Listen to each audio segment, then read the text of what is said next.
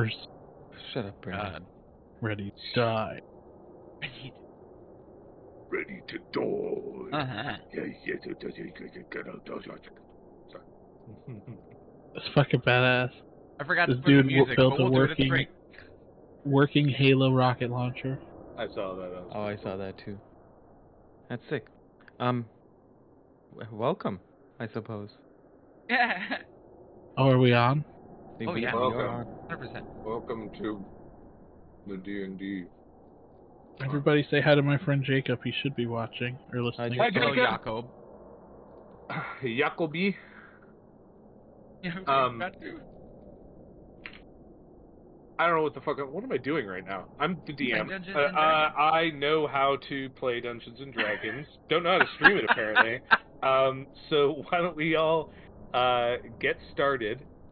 Welcome to another one, Lightborn, where I take these head asses into magical realms beyond their wildest imaginings, or probably equal to their wildest imaginings at the very least. And we start off our game by rolling d20s. Let's roll. Did somebody do the recap? I wrote it, yeah. Like Yeah, a the minute recap ago. Last week. Ooh, I rolled a 19. Roll 19. Also, I'm playing. Okay. Oh, do we Cool. need to re-roll then? Oh. Oh. Should probably turn Oh, on shit, that I got light. it too. I rolled an Okay, shut up. 11, so it's the 19. I wrote it. Mother. Get your text out of here, Nick. Other liquor. Stop it. I'm bringing my good die to this session. Had to go collect it. I apologize for a second. Sorry, let me know when I'm ready. We're split. You mean Can't tell, I still can't watch Glenn's streams. You mean we're split? Did you, like, ban me from your stream, Glenn? Is that what No. it is? I think I have you as a fucking mod. Like, check my chat bot. Agdor is a mod on my stream. Oh, I'm definitely a mod. I just still can't watch Error 3000. Yeah, that's a Twitch issue. It's only his stream. Yeah, for me it happens with only a couple of other specific streamers. It's a Twitch issue, sadly. Maybe we should actually share. Hey, if anybody's watching, share the stream on social media because it's always funner with more people to hang out and chill out. So I'll only share it if Glenn promises to stream more than once a month. I stream 4 times, sometimes 3 to 4 times a month. You mean more than once a week? Yeah. Oh. Oh. Maybe I have to stream once more a week then. Yeah. Sorry, my Not me. shoulder makes my thing break. Anyways, recap. Alright. Mother, I'm writing this letter to inform you of the mission so far. I know not when I'll be able to send it, but at the very least, it is a log kept. Our tour guide, Scritches, got caught by one of his fellow co-workers and accused of running from his responsibilities after an accident left another student dead. After some deliberation, we were able to continue our journey to Clearwater with Scritches in tow. Clearwater is a very beautiful city, and while I was originally distrustful that it was a rat folk city, I learned that while they did not build such a beautiful place, they are taking good care of it and treating it as a home, much like we do back at ours. After arriving in the main area of the city, thanks to a rat folk gondolier, we met with some unusual creatures. One in particular, a mushroom person, or myconid, enraptured Cascade and eventually myself. He infected us with spores which allowed us to communicate with him and each other and our minds. Think of the tactical advantages we could have with him on our side. Well, think no further, Mother. Oberon joined in the conversation and to his meticulous note-taking and sharing. Cascade was gifted with a mini myconid himself to take care of. Perhaps one day Cascade can gift us with one of his offspring. Oh, and apparently Scritch is his brother to the leader of the rat people, so there's that, I guess. She thanked us for returning him and gifted us some gold and told us what I already assumed, that we needed to head back and talk to the captain who was initially going to give us information. Before we left, though, we decided to spend a little time in the city. It's strange, Mother. The rat folk down here aren't anything like the ones up on the surface. I talked to a kind older rat folk, and she helped me learn that maybe we don't have to be constantly fearful of the ones that aren't affected by the fog. Perhaps we were wrong all along. Your daughter, Rhea. Character development. Yeah. Yay.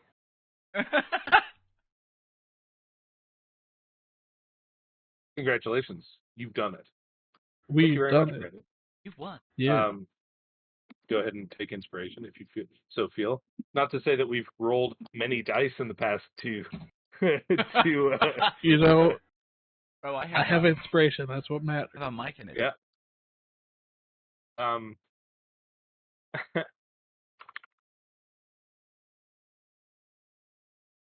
So I think we last just left off us kind of like going to bed at the tavern.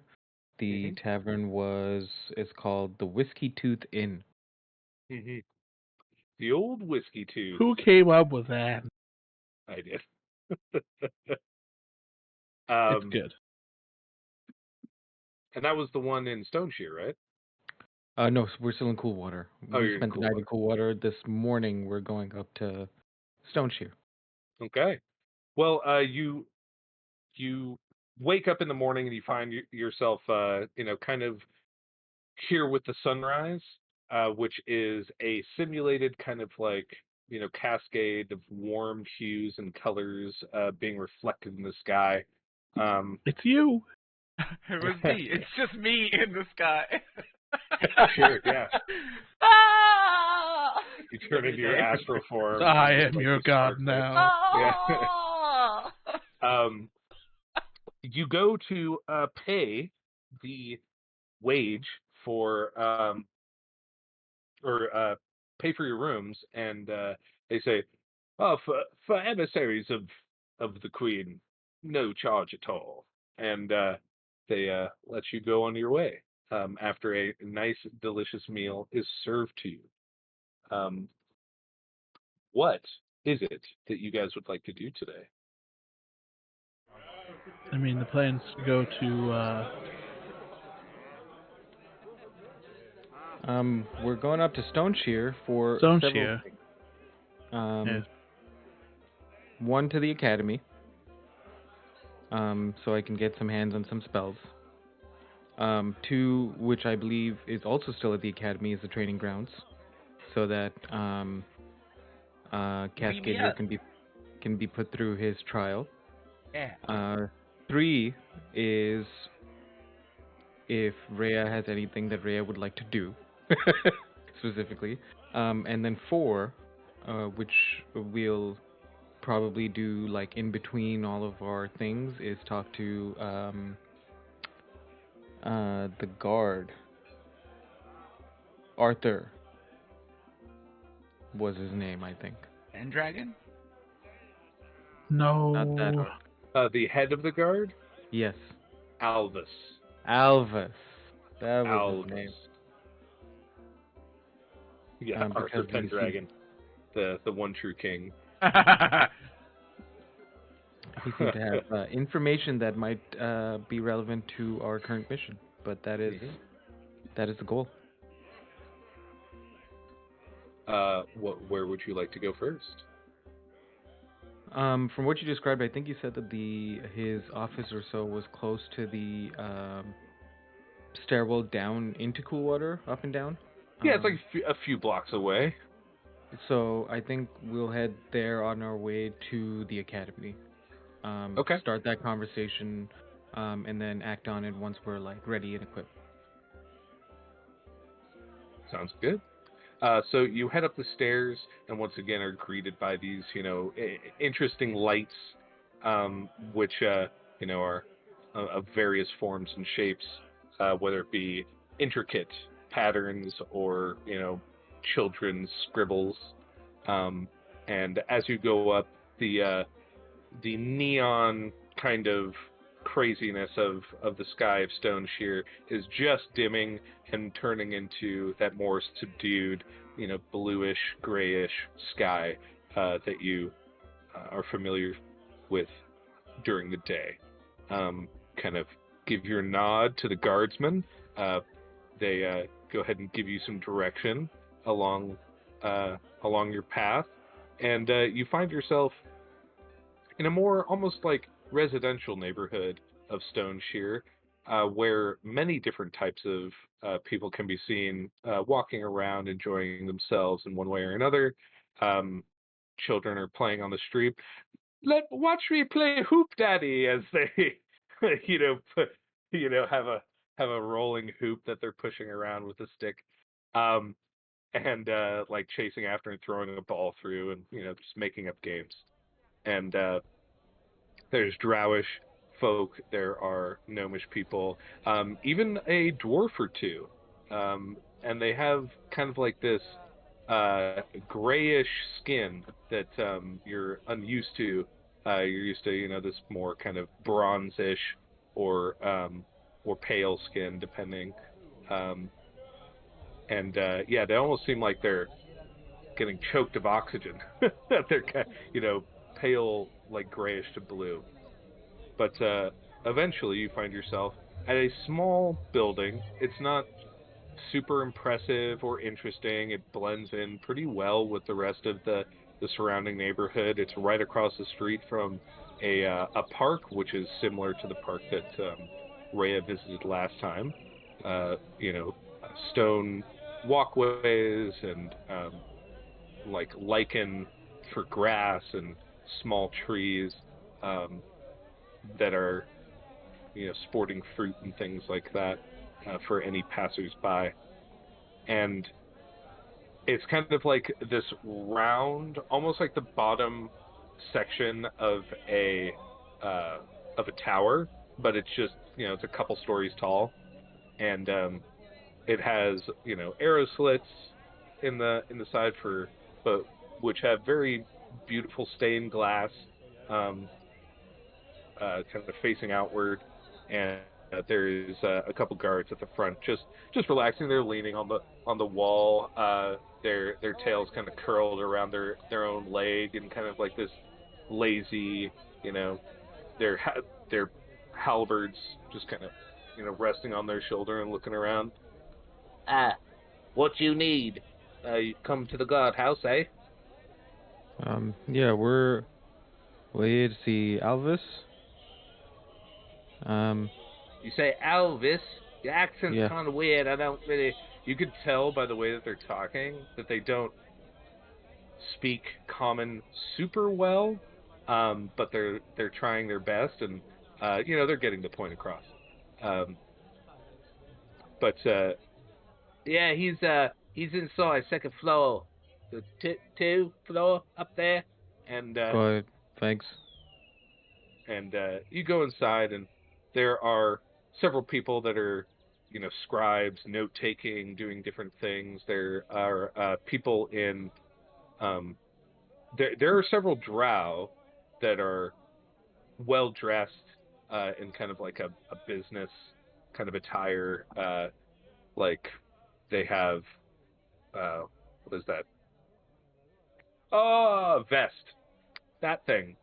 A vest with like a white shirt underneath, and they're matched with rat folk that also have similar or just like white shirts on that are kind of like discussing different things. There's maybe 10 or 15 people in here.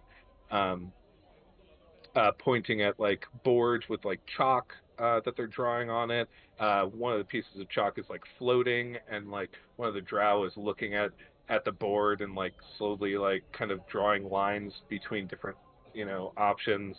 And you go upstairs freely. Nobody stops you. It's apparently a normal occurrence to what seems like offices that are kind of like uh, it reminds you very much of your own um, library, uh, uh, Auburn. Um, they aren't like glass.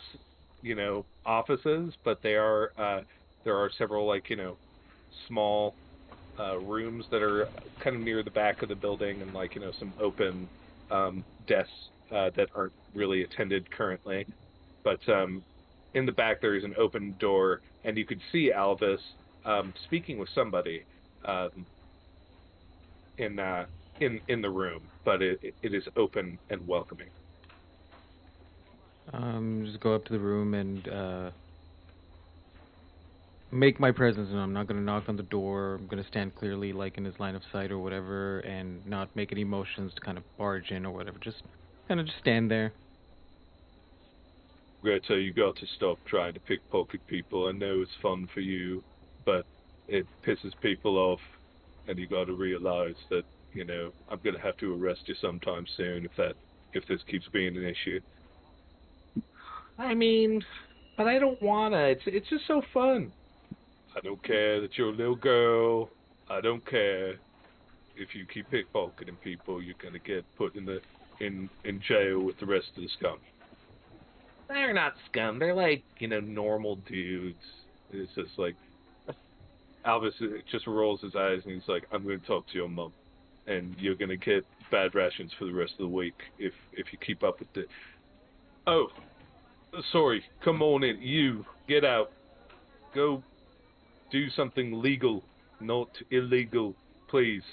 And she's like, "Yeah, whatever," and then she just As kind of she's walks away. as she's walk as she's walking out, can I um like kind of like toss her a gold, just like off the side of my head, like with my Sure. hand? Yeah. Roll a perception check.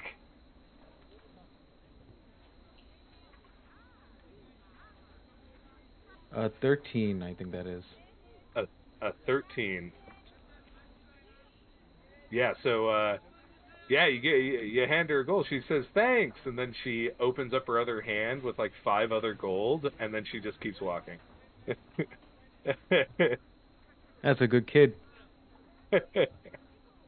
Oh, Six Telling her. gold, that'll feed her for she's a years. pain in my ass, I'll tell you. I can imagine. Well, we're back up from Cool Water, and figured we'd sit down and have that conversation about these strange bird people that might be working with the Fogbound. Straight to business, huh?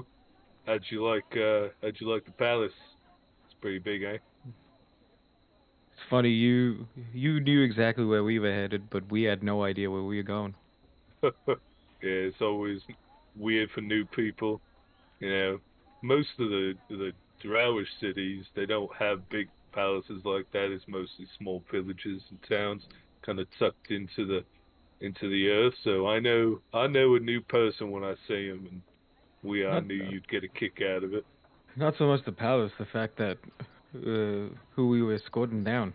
Oh, yeah, still been he he's a strange sort. I like him a lot, Me too. honestly.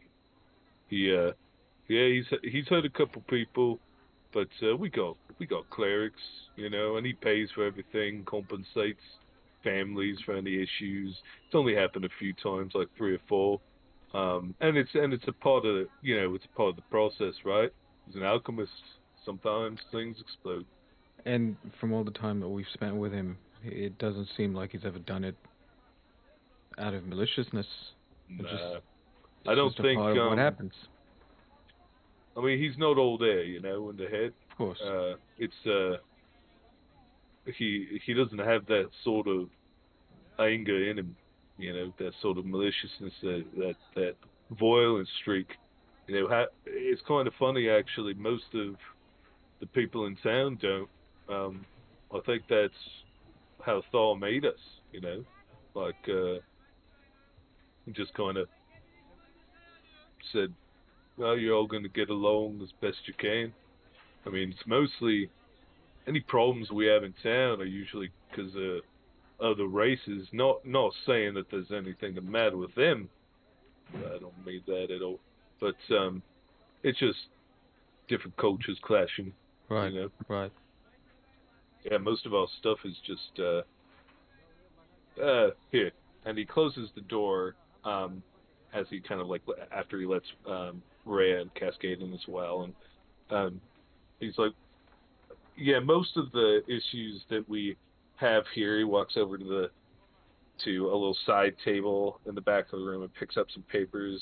All between, domestic disputes, lack of pay, lack of, respects, things like that. A little scuffle here or there. People get drunk. People say stupid things. Lovers, Normal things. spats, all that kind of stuff. That's why our operation is usually pretty mellow. Things like, substances are legal here for the most part. Uh, as long as it's not targeted at the kids, we don't care what they do. So, and people seem to respect that. Um, and so it kind of gets rid of a lot of the problems. But that's the thing, though. And he puts the papers kind of in front of the three of you as you're like sitting in front of his. He has a rather large desk. He's a small rat folk, but his desk is huge, and he kind of like climbs onto his chair That's after adorable. he after he gets up, and he says, his sleepy eyes look at you, and he just says, "It's strange. We have reports from several different places in town. You'll see three different foils here of people just kind of acting strange, doing strange things. And you know, if it weren't for my better judgment, I'd just say it's just another thing. But I don't know. There's something about it. And there has been this kind of talk, like you said, about the birds. I mean, no offense to yourself, but we don't really pay much mind to the folks above, uh, almost at all. We got our own problems. The city itself is quite safe, but the outer guards, they deal with belays, they deal with goblin attacks, and you know, different people trying to raid the perimeter. We keep the peace here by keeping the peace out there. You know what I'm saying? So Right. if something consistent, starts popping up, oh, both folks, there's a whole world out there, new big things and all that kind of stuff. I don't I don't personally mind if somebody wants to go venturing, but it feels like something a little bit bigger, right? Have Um, there, outside of these files, have there been any reports of anybody missing? that's the thing. This is There's nobody missing, but there are people not where they usually are. You know what I'm saying? So like, here's one. Um, Professor Meek over at the university, and he grabs one of the files and like puts it over to you, and you kind of glance over it, and it's a general police statement, um, of like, oh, I'm concerned about my students. I'd like you to kind of like, maybe they're getting into something that they're not, that they shouldn't. They haven't shown up, and yeah, they haven't been showing up to class for days. Sometimes they'll stop in and attend something, but most of the time they're gone. It's been days, sometimes weeks, depending on the kid, and it's getting worse with the newer class as they come in. And we just don't see stuff like that here. The kids are always on time and punctual. You know, it's a small thing, but it's a thing. Um, and then this one here, they got uh, the um, the whole augments. They got a request for guns and ammunition from one of the less, um, what's it called, commonly rated or issue driven sections of the outer defenses.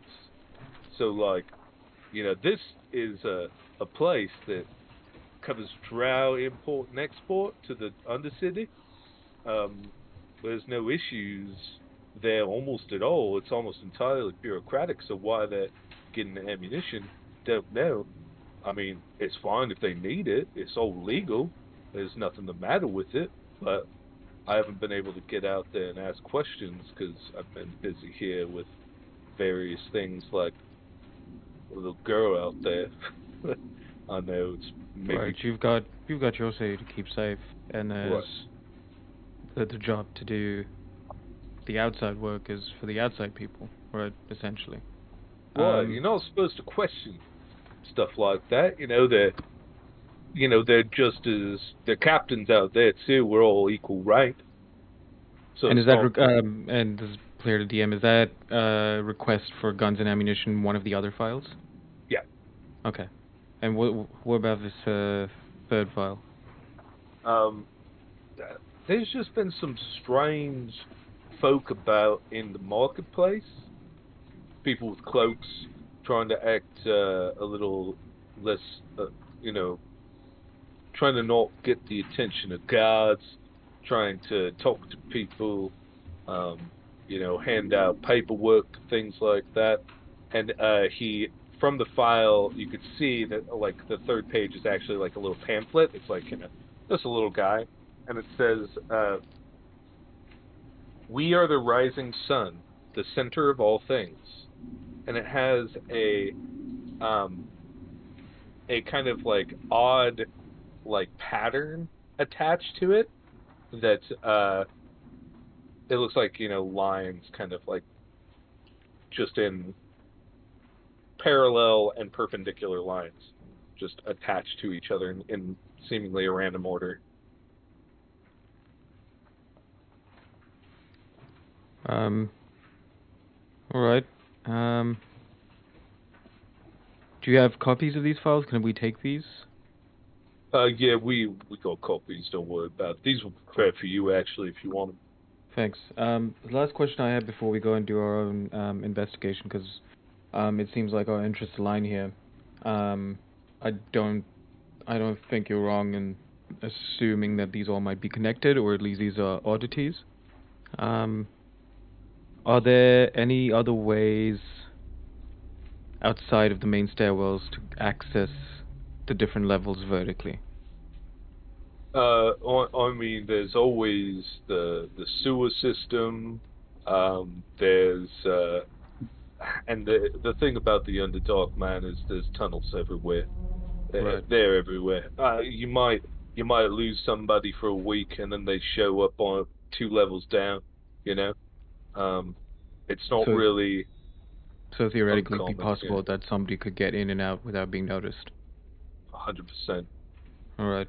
We cover the main roadways, and we ensure that we most of why we keep how we keep the place safe is tracking threats outside the city. A lot of Right. I mean we're rats, we understand stealth, not being seen, right?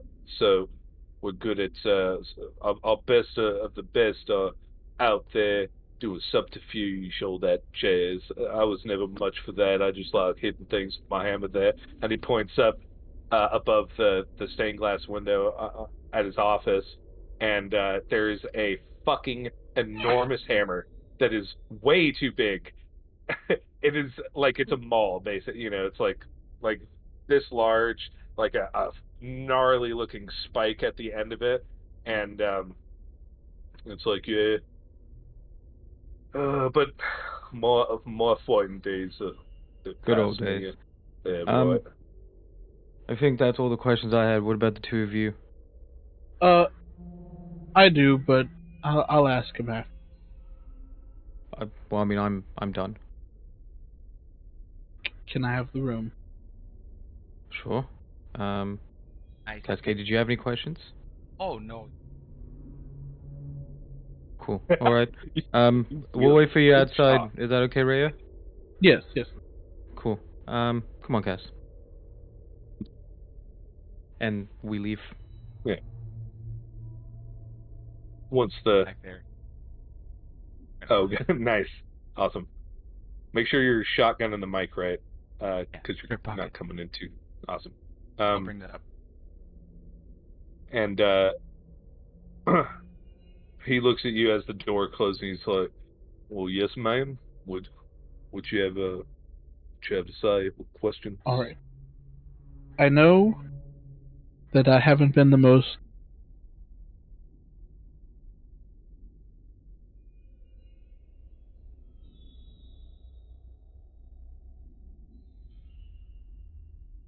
So the downside that we also can't hear it. Dang it, I can't do that.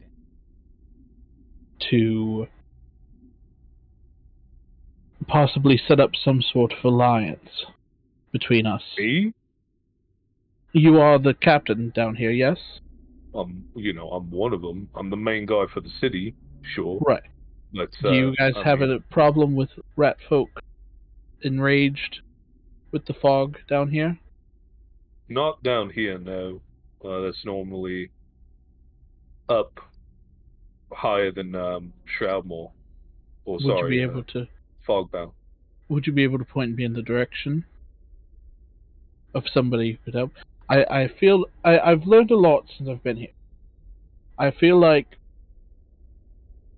it would be in our best party's interest between the Arakakra and the rat folk to attempt to return the rat folk to their prior selves. The ones that are able to become unferal. Oh. I mean, I'm not a politician, man. I just kind of make sure peace is kept. You know what I'm saying? Right. Well, I wasn't sure how it's done down here because up I there would the suggest. military people have a lot of sway. Understood. And I guess that makes sense. We're organized, right? But the Queen, she does a great job, and she definitely owes you a debt of gratitude. I'd say she's a mighty nice woman.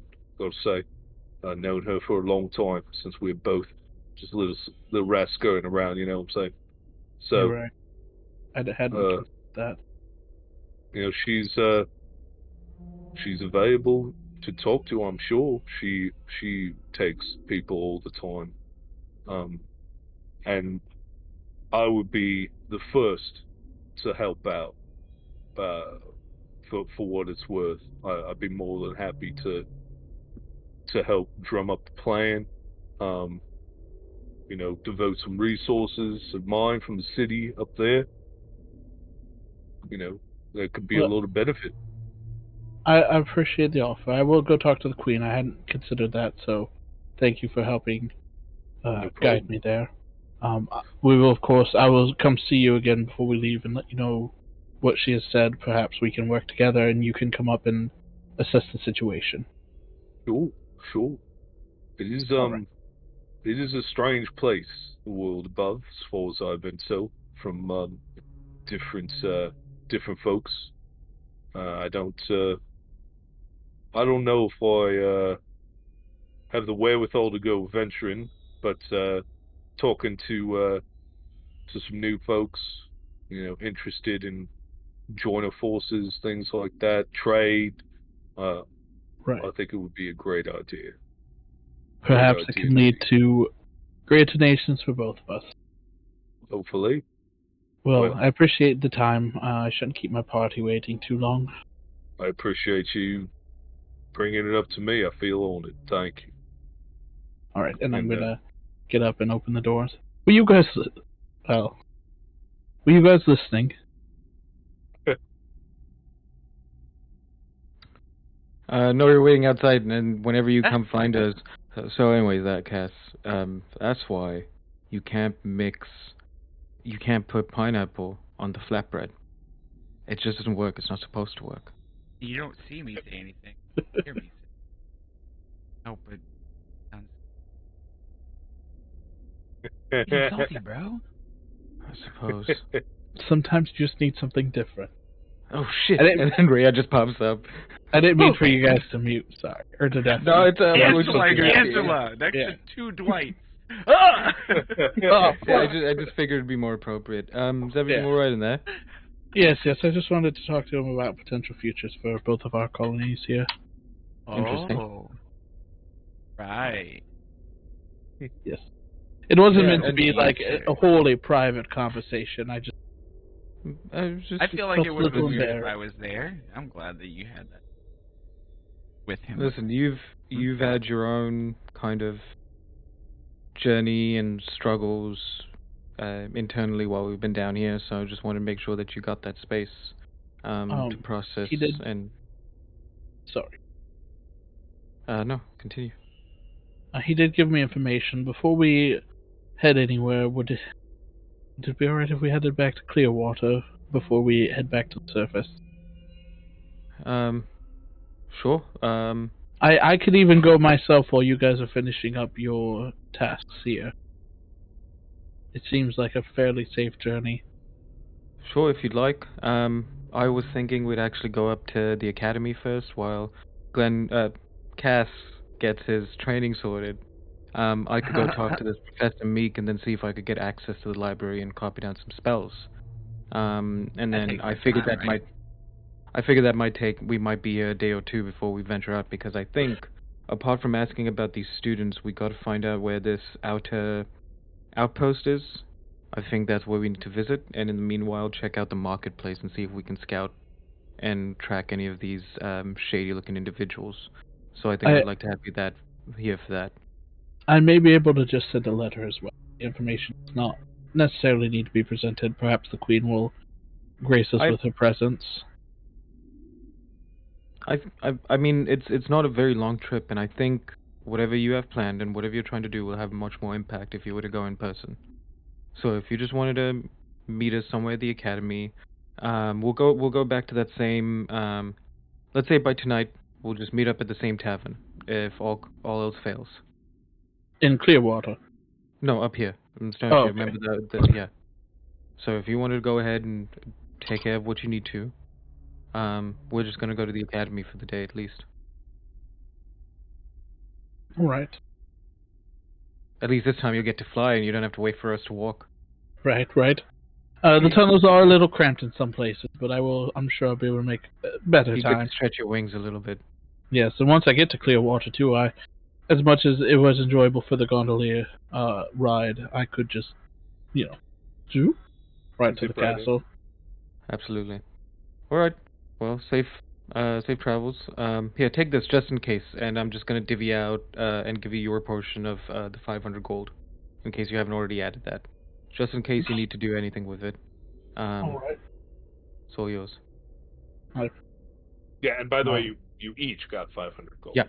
Okay, just wanted to make So I will pocket that and then start making my way back to Clearwater. And we're gonna go to the academy. Okay. Also, sorry, I just didn't want to continue to interrupt the flow of conversation, but it's cool water. Oh, sorry. What is Clearwater? Is that's far? It sounds familiar. Clearwater Revival. Cool water. Sorry. All of these rat folk names confuse me.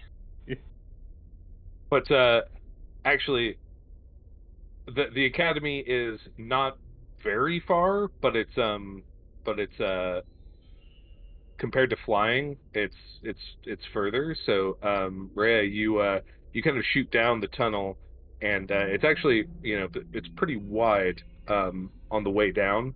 So you're able to just kind of, and as you go, several people are like, oh, because they've never seen.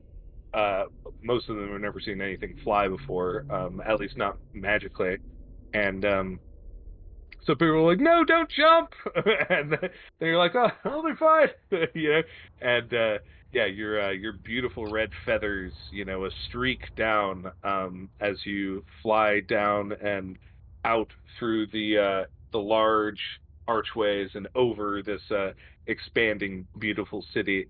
Kind of a sick visual. You're going whoop, like out, kind of like a tube, like a chute. That's sick. Yeah. And as you get like about halfway, you hear a whistle, really like high pitched whistle, and a rat person with winged boots comes kind of running up to you, at kind of intercepting you in your fly speed. And they're like, "Halt! Halt! In the name of the law!" And uh, he he seems kind of like nerdy and weird. You could tell like he has glasses. He's like, Actually, he's like, um, ma'am, sir, ma'am, I'm sorry, Uh, I've never seen a red person before. Uh, I'll slow down.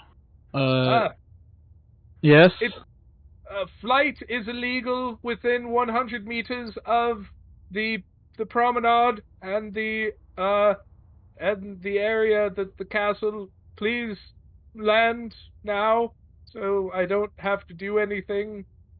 What I about don't really want hovering? like no higher than 10 feet off the ground. I'm going to start flying at 5. Good enough. All Thank right. you. And then you, yeah, you're like whooshing between people. The mic in it that you talked to yesterday is like 8 feet tall, and he's like, I'll give him "Ooh." a tweet and a wave a talon. And people are like, "Oh, like it's quite a sight." And you kind of over and in, and the guard don't give a fuss. They know who you are from yesterday, and anybody that doesn't clearly can see the badge on your breast, and you are able to find yourself once again in kind of like that hallway where Stilben's room is, as well as or Scritch's, and as well as along the way to the long kind of dining room. You find uh, uh, oh God, what are the names of my characters? I just don't. um, you find Miss Mixtrix. Um, you find her uh, once again in the dining room. She seems to be hosting a group of people, but upon seeing you, uh, apparently, having just like kind of run here. I don't know if you're out of breath or what it might be, but you seem like you were in a hurry. She says, "Oh, pardon me. I will be right back." And she says, "Miss Rhea, is it? Yes. How are you today? I'm better than I was yesterday. That's good to hear. You were a bit cold yesterday. I hope I didn't offend you in any way." Um, it was mostly your species, but I appear that I have learned a lot since I've been here. Good. That's good. In my travels around from place to place, there's always things that either upset or surprise you about other cultures, and sometimes it takes a moment to overcome that. Um, so I'm glad that you were able to. I'd love to speak with you. Uh, why have you come here? That is why I've come. I would like to speak with you about improving the relations between our people. Oh, well, that's wonderful. Here, I have a meeting, uh, but one of the people here actually is one of our ministers of foreign relations. Um, he will he'll stick around. If you want to grab a chair outside, you can visit Stilben. He's in his room. Whatever you like, and we'll have a nice conversation. I'll wait here, Wonderful. or wait where you would like. Wonderful. Mary, if you'd like to get her a refreshment or anything like that, yes, my queen. And then, Mary leaves and comes back.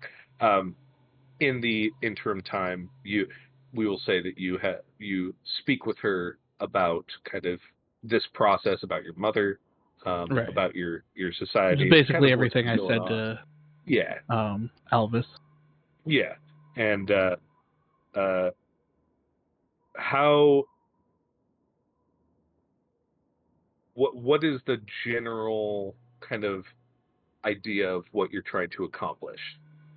Just first off, starting off, bringing with as much safety as we can, an emissary from Cool Water to talk to my mother Okay. and Um, start the conversation. I'm not trying to, start anything big. Just start them talking. since you're not like demanding anything that is like undue or unrealistic, doesn't even really need a role, man. Like you just you just have a good conversation and are honest and open. The ambassador is a little kind of taken aback when you mention Alvis as opposed to obviously themselves, but but the Queen Mixtrix, she actually wholeheartedly agrees, considering your military background and kind of like the military aspect of your people. Um, she feels like he might be a better choice, and and all in all, she agrees with the plan. Whenever he is available to do so, she would be more than happy to make that happen. All right, and then I'll thank her for her time until I must get back. My party and I are to meet up in Sheer Cliff, Don't you? Sheer Rock, Stone Sheer. Stone shit, it's all right. People, Yes, even people that get raised here mixed up. Don't worry. Um, and I they'll be will waiting send for me. I'll be sending Alvis a letter. It should get to him before the end of the day. But Wonderful. just I look forward to speaking with whoever it is that may be in charge. Yes, of course we will send somebody back. Initially, but I need them. There's great distrust among my people with the rat, so Mhm. they would need to meet with somebody first before I'd be able to send them down here. Of course. But yes, I hope you have a wonderful day. It's good seeing you You as again. well. Thank you very much. And And she I'm gonna. Sorry, go ahead. No, go ahead. I was gonna say I'm gonna make my way back slowly, like not Yeah, rushing, at least sure. until I get to the tunnels. Yeah, You know. yeah. And you take your time. All right, Cascade and Aubrey. Um, walking up to the academy, wherever it Sure. is. So Um, you kind of were already along kind of the main roadway down to the academy. It twists and turns a little bit, kind of meandering through this more residential area. But as you get closer to this large building that kind of reminds you of maybe UK architecture, the uh, something of the sciences, where like Newton, Academy of the Sciences, where I think so. Isaac I Newton, suppose. there's like these Sure. sorts of tall arcing structures that are very geometric and beautiful. um Cobblestone roads. exactly. As you get closer, the areas open up. There's like more of these short trees that are actually grown a little bit taller and more lush as they were apparently uh it seems pretty evident that they're magically grown. Um, and there are students wearing uh, they they all have um, uniforms on, and it's like a red shirt with that kind of pulls over and buttons with black buttons on the left, and if you're a lady, it's on the right. And they have a nice kind of like black pants that cinch up at kind of the knee, just below the knee, and they have various books and straps and backpacks and uh, carrying cases for all their different equipment and studying materials. And you see people of many different ages and many different races. Once again, there are folk from all over the place. Once again, gnomes, uh, Duragar, Drow, as well as the rat folk. And you actually see one person who is like 8 feet tall with gray skin, with tattoos all over them. And you're like, holy shit, this person is massive. And they have a wand, and they're trying very unsuccessfully to cast some very simple like prestidigitation level cantrips. Um, they look very young. despite their massive size. Seeing And that, can I kind of stroll over and give some pointers? sure, Or if you actually just give it a flick with the wrist instead of your arm, it's actually gonna cast better. Listen, watch, and then I'm gonna do that and kind of Video if they were trying song.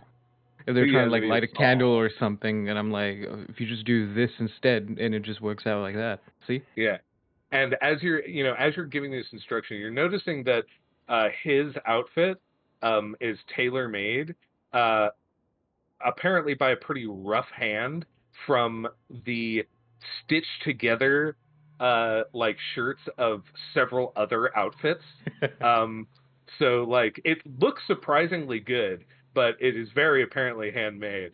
And he's like, I've been trying to get this done for days now. I just don't get it. I'm Do more you of a do you have a rune scroll? guy.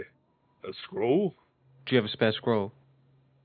Oh yes, yes. And he opens up his pack and gives you. Do you need regular ink or golden ink? And then I'm just gonna pull my brush out of thin air. Oh, I don't need any of your ink. And I'm gonna kind of open my notebook and look at, and then just kind of copy down some of my notes from presentation for him. Uh, sure.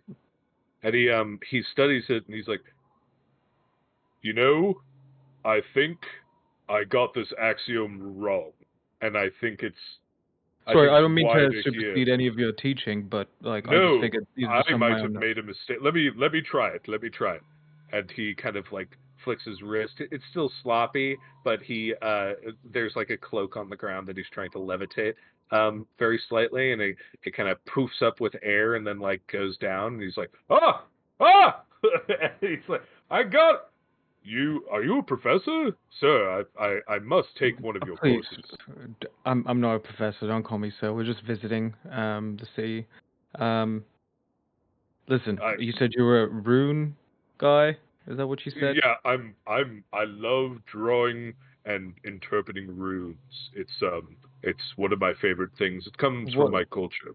Well, it's all kind of based on the same principles, right? So once you're able to Yes, get through all of this, that will make your connection to your runes a lot more stronger, and you'll be able to draw more power out of them. of course, of course. I thank you very much for your help. Um, We are actually looking for a Professor Meek. Do you know Meek. where we can find him? Yes. It's a woman actually, a rat Oh, folk. She I didn't know that. Thank is you.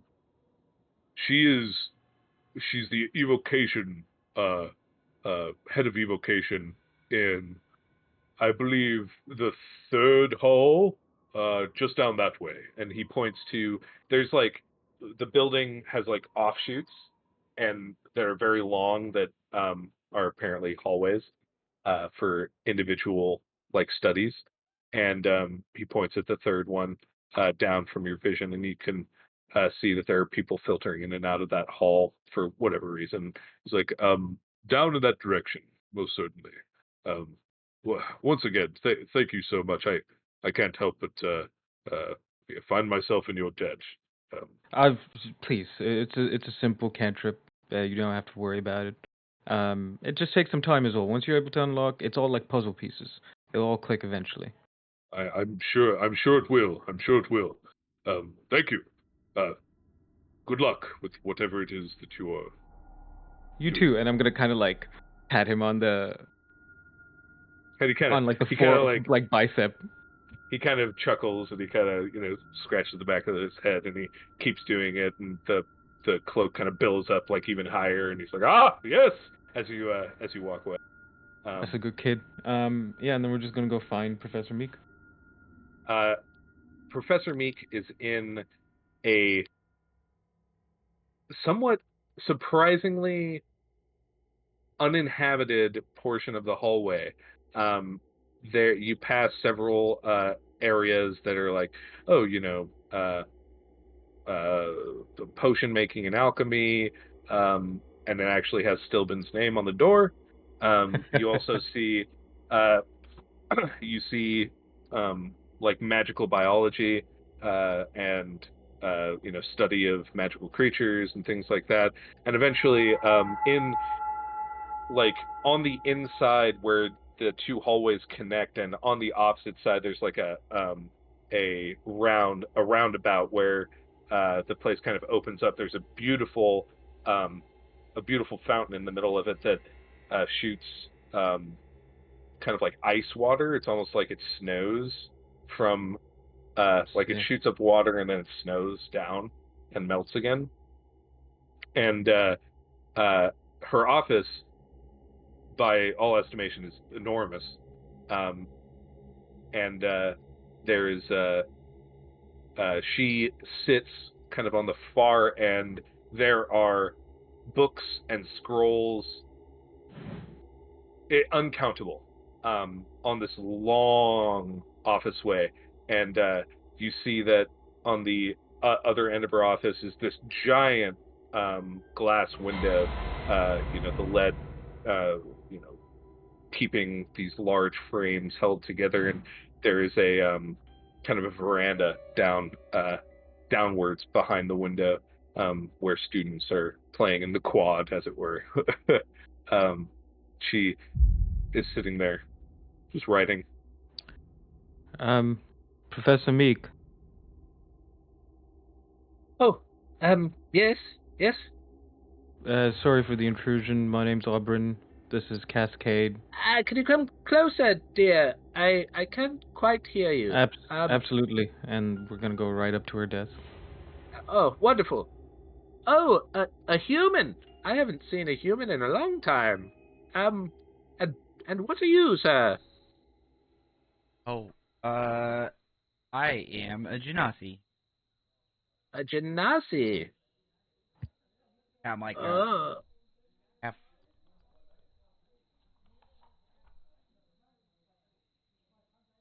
And she gets up out of the table, off her table, and she kind of like walks up to you and like looks at you closely. And you have an air of evocation about you. Are you elemental in some way? Yeah, Perhaps born of... Oh, wonderful. from the Oh, plane you're of rare. water. You're a rare type. You're a rare type. You don't see people like you every day. You don't see people like you every decade. Very rare. Anyway, Oh, what is it that you two fine, rare gentlemen need from this old mouse? And she she has like silvery whiskers that kind of droop a little bit, and she very plainly has like some cataracts in her eyes, and she has like cinch marks on her fingers and arm and things like that. She is the evocation specialist after all, but her robes, you notice, are very tough. Like they look like they're not like pretty professor robes. They're like kind of hardcore. This could take a magical beating. I was gonna ask. You're describing her as old, and she did too. But is she like, oh, I'm old and frail, or fuck around and find out old? like Master Roll an Roshi. insight check. Oh. Roll an insight check. Absolutely. A7. I got a seems 14. old.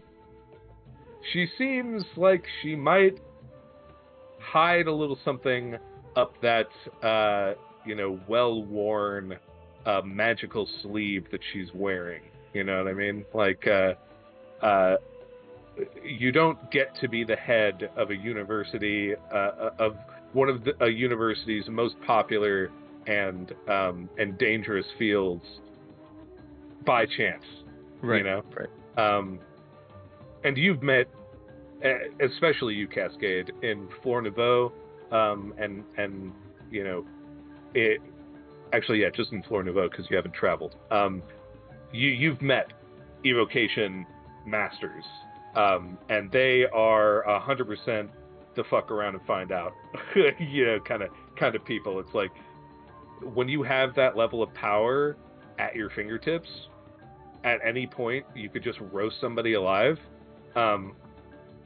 You stop giving a shit what other people have to say. Nope. There you go.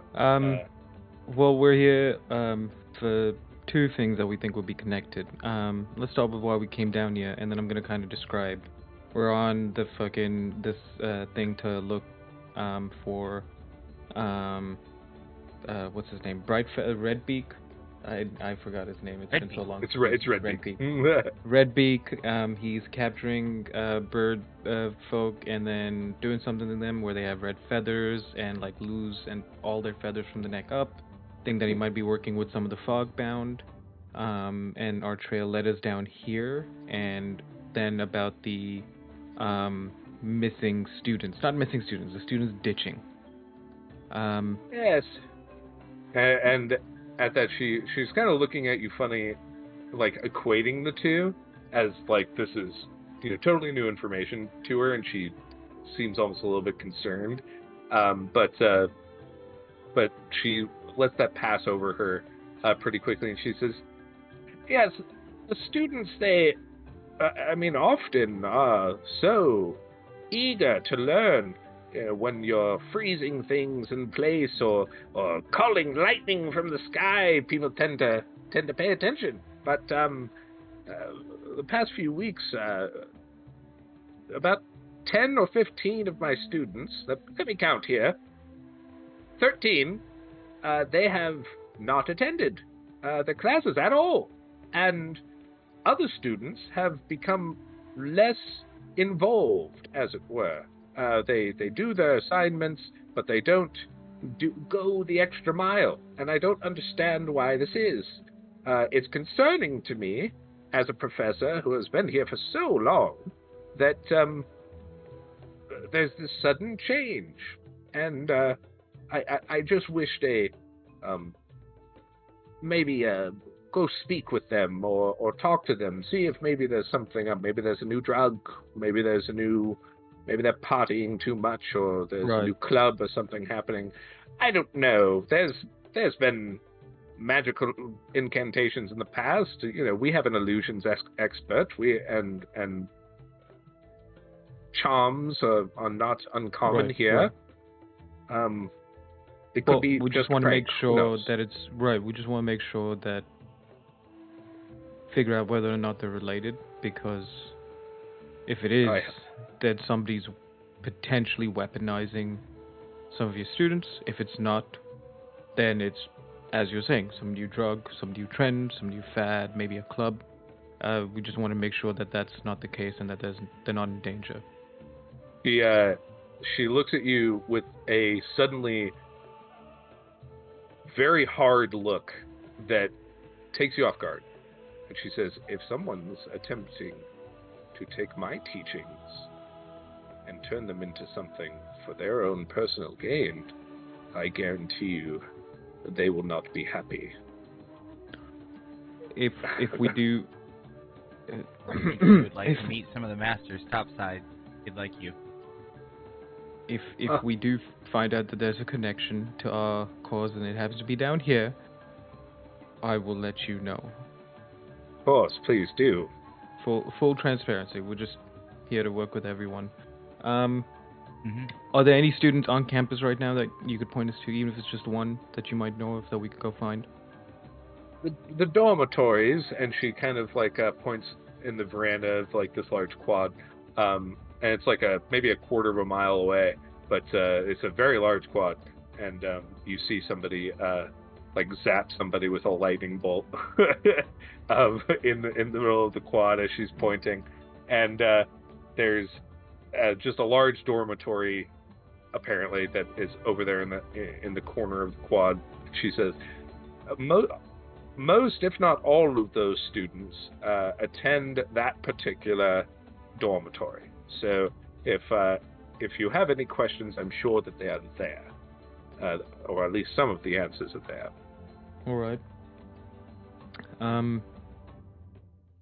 Two more questions from me at least. Because we were just down in Cool Water and we talked to Clear water. Cool Water. Clear water? It's Cool Water. Cool Water. We were just in a discussion with Queen Mixtrix, and oh, the Queen. Oh yes, I see your badges. thought you were just showing off. I've- Is she interested in this case? No, this is our own personal mission. But then we helped her out with something, and so she said that we'd be able to use the training grounds here and the library because I'd like to add a few more spells to my repertoire. If it wasn't obvious, I am aware of myself. understand the cycle of life and death. Oh, that's quite a difficult area of study, young man. Are you Okay, sure you're I ready have for him. He'll be with me while Obby's over there reading. it? Oh, well, look at that! And like she goes and kind of coochie coos the little myconid, and the myconid's like it just like wiggles. Oh, not yet. Not yet. But we're eventually. Oh, it'll be a while yet, I think. But yes, he will grow strong, I'm sure. I haven't seen a little myconid in a long time. Anyway, we actually had a myconid student once. It was probably 10, 15 years ago. They were about half your height, and they were quite adept at the magical arts. It was very surprising. I didn't think that they had the knack of the weave in them, but apparently some do. Anyway, right. So I was just going to ask where the training grounds for him and the library for me. So the library is just down the main hall, all the way down. There's a large, kind of like round building. I mean, from the hall, it just looks like a flat door. But anyway, Right. It's several stories tall. There's many, many books there. Many times what I have here. These are mostly just scrolls and old spell books. But everything, everything down there. Great. They actually have a universal translator there as well. It's very useful. So you will be able to read to your heart's content. And then the training grounds, actually, that is a facility provided by the Academy to the guards. So that's in another part of the city. It's actually over near the Hall of Arguments. She said guards, Cascade guards, like town guards. Guards. Guard. Ma'am, mind you, what is the smell that you... What's a smell that I like? Mm-hmm. Pussy. Damn. I like to fly in. So, someone call my name? Is that your final answer? No, I was just joking. Okay. I like being edgy for the kids. They think it's funny. You gotta keep that respect, you know. You born with them. Homies on the street, gotta respect, better recognize. But she says, actually, I like the smell of dandelions. I haven't smelled the smell of dandelions in a very long time. Okay, that's something I'm very familiar with. So I agree. One of the things I did for Masters back in Fleur Nouveau is there's a spell called Druidcraft, very similar to Prestidigitation, just a lot more naturey, you know? Sure. So now, whenever I come around, I'm just going to use that kind of passive so that while I'm around, you'll smell dandelions. And so that is very kind of you. We'll think kindly of each other. You'll look forward to seeing me because I'll smell nice, and I'll look forward to seeing you because you'll like how I smell. And then it just starts smelling like dandelions. I mean, we do have a master druidcraft here at the Academy. If you're ever curious. Well, I am. This is Traxagor. Traxagor Jr., isn't that the name of the thing? Trogdor? Thor. We named him Thor after the god. Oh, you named him after the god Thor. That's adorable. I think both will enjoy that. Mm-hmm. Yeah. Could you actually tell me about the big lad outside? What's his name? Should have gotten his Marcus? name before I left. Marcus Big, like 8 feet tall, with tattoos. Looks youngish. Give me a second here. apologize. No, you're fine. Uh, He was practicing a simple spell. He was practicing prestidigitation and just wasn't able to get it. But he just mixed a few things around, and once I showed him how I use it and how I cast it, it clicked really quick. So I think he's just got potential. Especially for a big lad like that, somebody you should probably keep your eye on. I believe his name is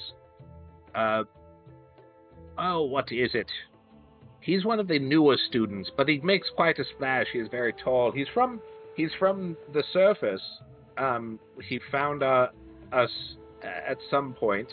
I believe his last name is Nagoni. I'm not sure. All right. Yes, he's new. He's a good kid. He's very respectful. Surprising. All right. We'll leave you then. I'm gonna head out to the library, and I think where can we find the Master Druid? For Cass's sake here. And then she points kind of like nearish in this large quad. There's like a stand of trees that don't look like the rest of the trees. They're very, very lush and tall. And he generally spends his time in the park over there. He loves catering to the wildlife, as most druids do, I've heard. I'm not he's Circle as a shepherd, but I still like animals. Sure, of course. He is his name is fucking I don't know. I'm What a old. I great can't name. remember shit. Fucking Alright, I don't know. I we'll- don't remember shit. It's all right. You don't need to give us his name. We'll go find him, and then he can tell us himself. That will hopefully give our I God actually some time think to. that would be a come up great with it. time to do my training rather than just getting beat up by students in the melee martial area. Working with a druid to go through that process might be better. Because I'm sure That he might could be- challenge me Actually, that's in that's pretty combat. smart. And yeah, we can just go to there and I can wall of thorns, a little 20-foot area off, and we can have our little, like, hot box. Yeah. Hotbox. Oh, it's Whistle. Hot Whistle box until I Stonehide die. is his name. Wisdom? Whistle Stonehide. Whistle, like whistling, like Whistle Dixie. Stone high.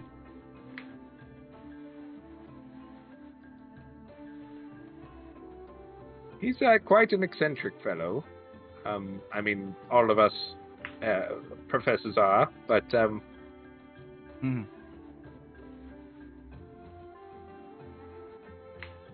What's up? do you need anything else? I do need No, to get we'll- back to grading we'll my let you be. exams. I have We'll one report. Oh. Absolutely. Go ahead. Why does someone as powerful as you know what I mean? I don't want to be insulting, but you are. You're very, very humble about the strength that lies within. How tall is she? She's not that right. She's taller than Albus. Oh, okay. Yeah, Albus is short, dude. He's a short little motherfucker. But she's like an average sized rat Like folk, 5'4", maybe like 5'5". 5, yeah, 4 or 5. Okay. 5, 4, 5. Yeah, exactly. But she's still not like large in stature by any means. Yeah, no. Okay. And she's definitely like stooped, so she might seem a little shorter. But I just- she. Want to offer proper respect. You don't actually have to answer that. That was me thinking out loud. I appreciate you taking care of these kids.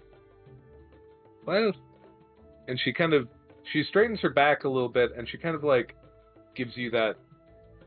If you've ever seen a powerful, imposing figure who kind of like looks down their nose at you, but not out of disrespect, but out of like, this is who I am. This is my presence. This is what it is. You feel this air of almost just power and nobility as she considers both of you, and she says, I have done many things. I have slain Golem. I have fought in other planes of existence. I have seen the wide world of the Underdark, and I have traveled the fog, more so than many others. My talents have led me to many burnings, freezings, deaths of my enemies, but as much gold and riches as it brought me, and as much power as I could wield, seeing a child lift their first feather, or explode their first target dummy, the light in their eyes, that potential, that raw, unbridled potential, to know that I get to shape the thoughts and minds of those precious few who have the ability, well, a dungeon can go raid itself, but a child can teach themselves. I'm not gonna lie, Professor Meek, you're kind of terrifying. Good. Awesome. And she kind of like pats Cascade, and she, kind of taps Oberon on the chest.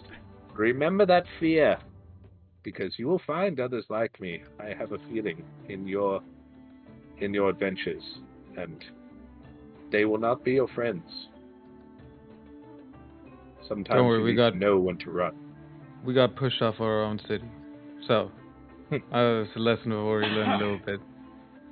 And then as I turn around and I start walking away, that's what you get for trying to lift the fog. Oh, Not wrong. you're not the only one that's tried. But maybe that's a tale for another day. And she goes back to her grading of papers. Cass, let's go find this Master Druid, but Yeah. give me a sec. Whistle And then I'm stone gonna high. go Whistle Stone Hide. And then I'm gonna go out Hide? to Hide, yeah. Dang Hide. Ah, so cool. I'm gonna go back and find the Glide kid. Is he still practicing? Yeah, he's still out there. He's switched over to something else. He's reading a book, and he's kind of like tracing things in the air, and there's like magical sigils that seem to be forming at the tip of his fingertip. And every once in a while they'll like sparkle, and then they just fade away. But as you see this, actually, Rhea, you arrive in the vicinity, and you see him walking. You see Oberon walking up to this large Goliath figure. Oh, Rhea, your meeting go good? Fly down. Yes, I think so. I should be receiving. Well, Alva should be receiving a letter from the Queen in a day or two, so I think it went well. Good. So we're gonna go talk. We just talked to Professor Meek, and she was telling us about the students. She doesn't really know where or why they've been disappearing to. So at some point, I'm gonna head to the dorms and figure that out. But we're gonna go find a Master Druid first, right, Cass? Hey, it's in the park. Yeah, we're gonna go to the park, and I've actually got a brilliant idea. You there, lad? I didn't catch your name the first time. My name's Alan Nagoni. Alan. Alan, sure. I don't know. If what name would you like him to have, LR? It's anything's fine. Alan just works out. Oh, just good old fucking Alvin. Alan the Rune Knight. Yeah. Alan, how do you feel about being playing tour guide for us for just a little bit? And at the end of the day, I was planning on going to the library and gathering some new spells, and I could just share some of my teachings with you, not to hijack any of your current teaching, but if it seems like my notes make more sense to you, at least I could share something. I would be honored, sir. What is your name? I'm Auburn. Auburn Stillfall, and these Nice are to my meet you. companions. Indeed. An Aarakocra. I have not seen Yes. an Aarakocra in a long time. It's been probably about 6 months. Well, Uh, hopefully you'll see more of us. Professor Meek did say that you were from the surface, so I would have some questions for you otherwise. What? Yes. Yeah, but that's what Professor Meek said, Cass. What? Yeah. Even I knew that. Wow. That's neat. All right. Sorry, I got Could distracted you thinking about how I was gonna. could you lead us to the park, please, Alan? We're looking for the Master Sure. Drow and Master Stonehide, I believe. Yes. This way. And he kind of takes you in, like, through the building, out the other side, like, walks his way through the park. People in the hallways, like, step out of his way, not like out of fear or anything like that, but this dude's huge. Right. So, like, they don't want to get, bowled over. Huge bit. Yeah. And he kind of just walks through. He says, "Yes, I've been studying here for about 5 months. Came from the surface. Took me a while to get down here. I'd crush a few folks coming down. They weren't any match for my rune magic, Why'd you crush him? Well, they try to kill you, you kill them back. That's what Oh. my dad always told me. And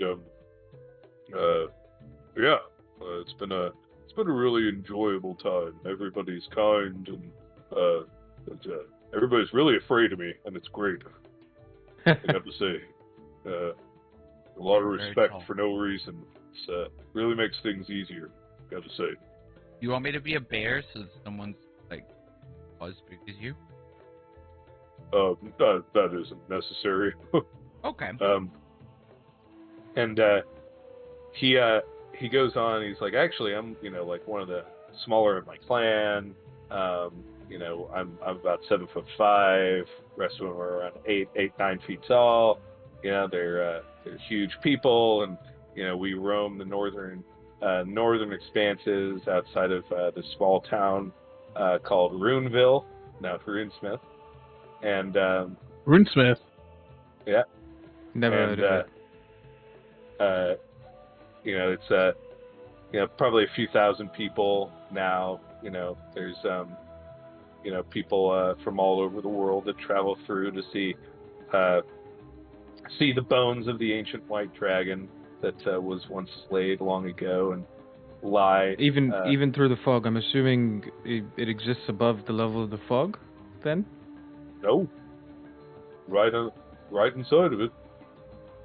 And you've all been able to live without being affected? There's a point when you're a kid where it's kind of like a rite of passage. You gotta go out, you gotta survive, you gotta come back. Then, but after that, you're fine. Some people are blessed with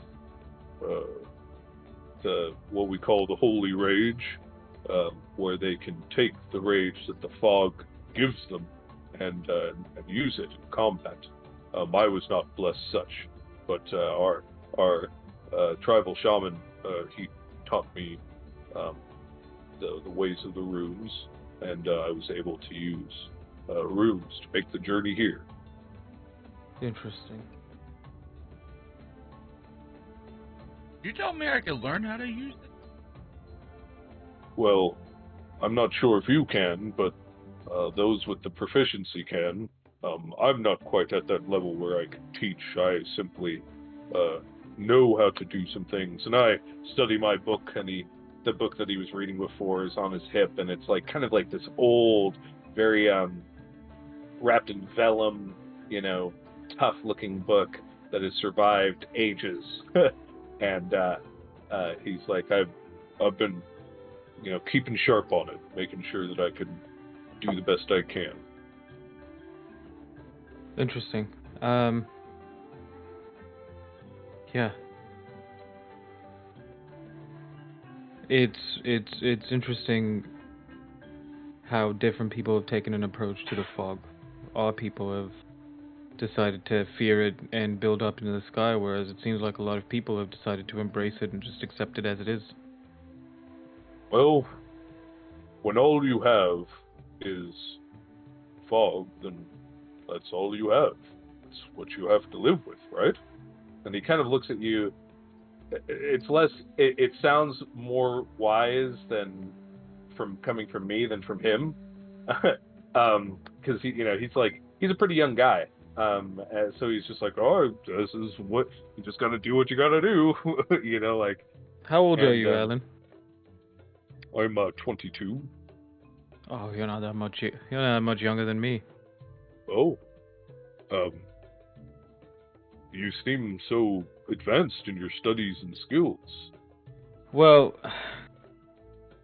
I'm part of this order called the Order of the Scribes, so we just have access to just about all kind of information, and when it's beaten to you from a young age, it just becomes a part of you.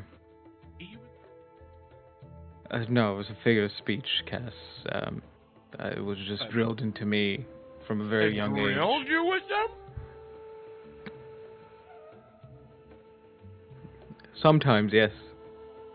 Sometimes my dad would hold up a page that I was struggling with, and then take a hand drill and then drill it into the side of my head. Wow. Sounds aggressive and ineffectual. I bet you remember it now, though. Oh, I absolutely do. Yeah, That's how they get deep. thoughts in your brain? They drill Yep. pages into your brain? Yep. Oh, man, I've been doing it this wrong this whole time. I just, repeat Alright. it and I bet write it you've been and using stuff. your eyes, haven't you? Yeah, my ears. Like a plebeian. I'm sure. He's joking, right? I am joking. He's pointing at Cass. Oh. Sometimes it's hard to tell, Alan, but I'm sure you'll have a lot to learn from Master Stonehide. You know him? I've met him once. He was in the form of a butterfly at the time, and I tried to capture him. I didn't realize it at the time. I just thought he was so lovely, and I wanted to chase take a the look. butterfly. I have big hands. Kind of. Honestly, there was this pretty drow girl that I was going to show it to, but it's that's beside the point. But I caught him. I need to hear more about that drow girl, buddy. Who is this lady? Don't worry about it. And he said he transformed in front of my hands, and then I let him. That's it. That's what happened.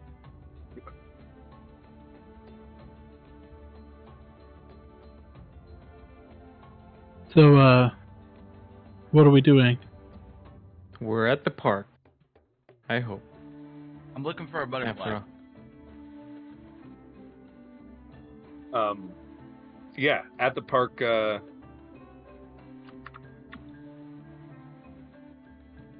Sorry, I'm distracted by other things. I'm helping my mom sell a bunch of stuff from her house. Do we want to take a quick break? Yeah, let's.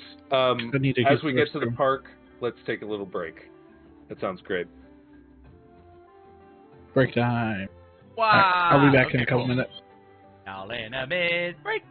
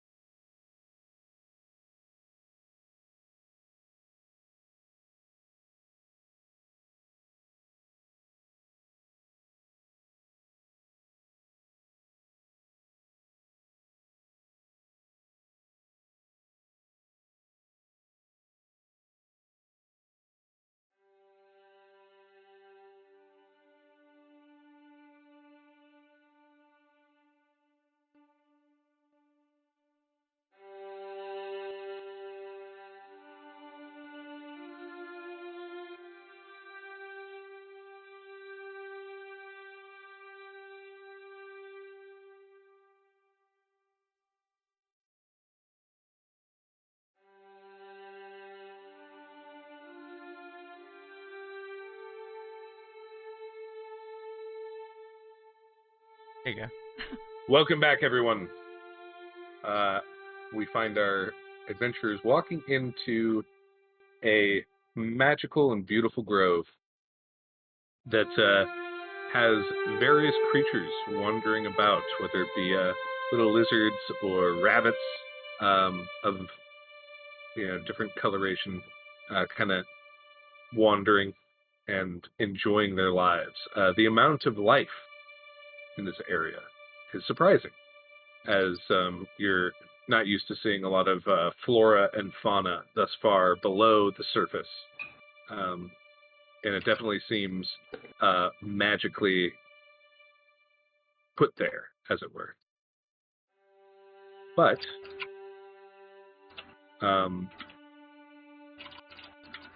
in the background, you hear some quietly playing music, and I need to go get my stuff out of the oven. But as you hear this music, you see a drowish man sitting on, with very, very long hair, sitting on a slab of stone, playing music. What would you guys like to do in this situation? Cass. Hey, Cass. I can't hear you. Yeah. I think that's your guy. Well, you see, he's in the middle of this park with all these creatures and trees and greenery, and he's just sitting there playing some music. That's very druidy. And then I'm gonna kind of like nudge you forward, like from the back, and then just kind of push you forward towards him.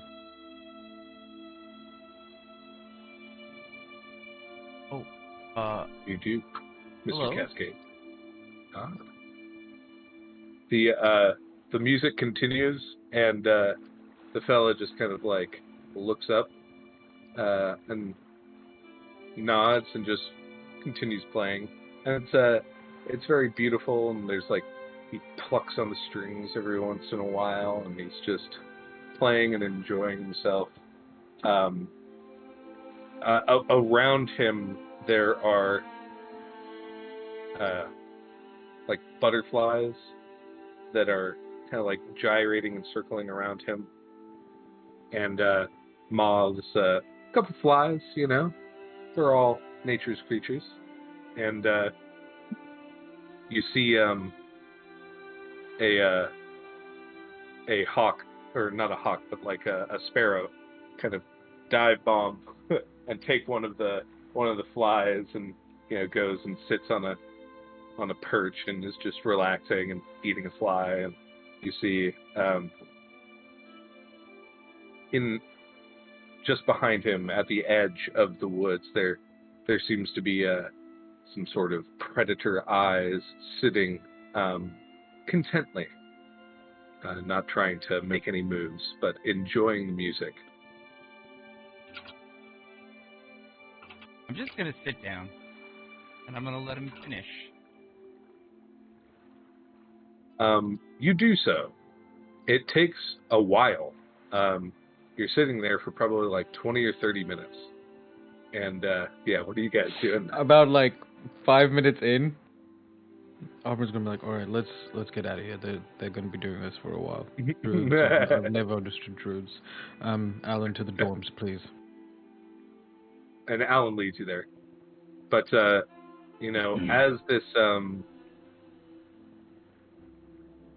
as this drowish individual with very long, kind of like messy hair, it's almost like actually it has like dreads in it. It's very obviously unkempt, but it has this this look to it of just natural, kind of like, this is what I am. And it's it's pulled out, so the dreads are long, and you can imagine that if his hair was clean, it would be 6-7 feet long, but it goes up around to his maybe like mid back, and in these long corded, wrapped up kind of big, thick, like almost like a ponytail. And as he's playing, he kind of like he notices you there, and he just keeps going, and eventually he it's almost as if he forgets. Dirt pocket too. Oh, sure, and he's wiggling and enjoying himself. And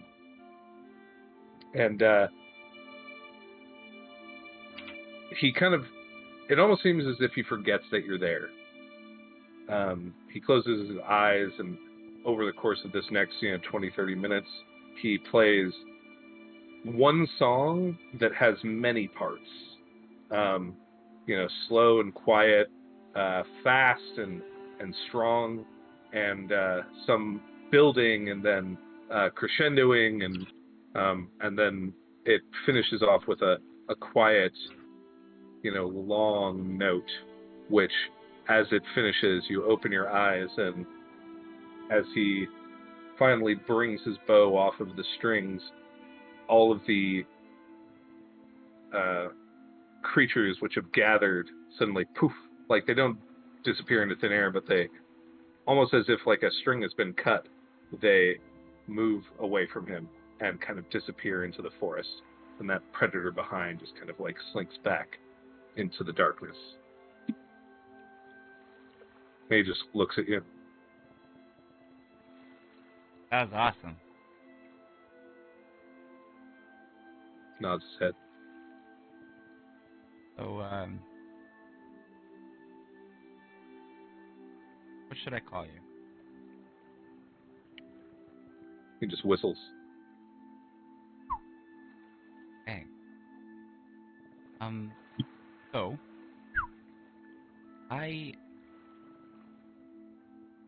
awesome, I'm doing that. I have this wonderful grove, by the way. Big friend in the interest. But, I have this. I just kind of like, my staff has been sitting on the ground next to my pack. Pick it up and just present it to him. From my home. He puts his hand out, and guessing you put it right into his hand, and he takes it. And he's sitting here, and he examines it, twirls it in his hands, and he takes the bow of his lute, and he kind of like drags it against the bark, and it makes kind of a raspy noise, and then he drags it again, and it makes a wah, like a very musical note, and he just says whoa, or he doesn't say anything. He starts playing a little something, and goes na na na na na na, and this very obviously magical music starts playing off of the staff, and he finishes this maybe 10-15 seconds of sound that was like a complete, it felt like complete, and he kind of taps it a couple times and goes clink, like it's hitting a cello string, but then he taps it again and it clinks like it's hitting wood once again. And he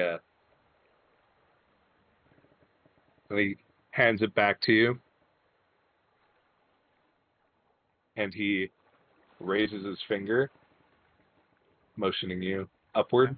Yeah, stand up. And he steps a certain, a few feet away from you as he rises from his stone chair, like this stone slab, and he draws a line in the dirt that is, between you and him, and he steps kind of an equal distance away from that line, and he bows and roll initiative.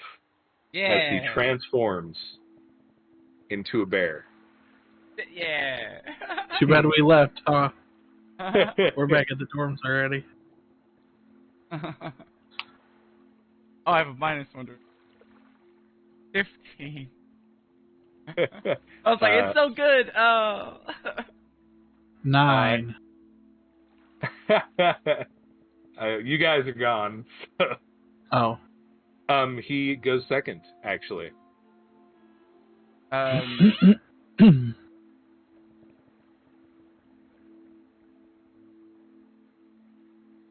gotta do it. Love it.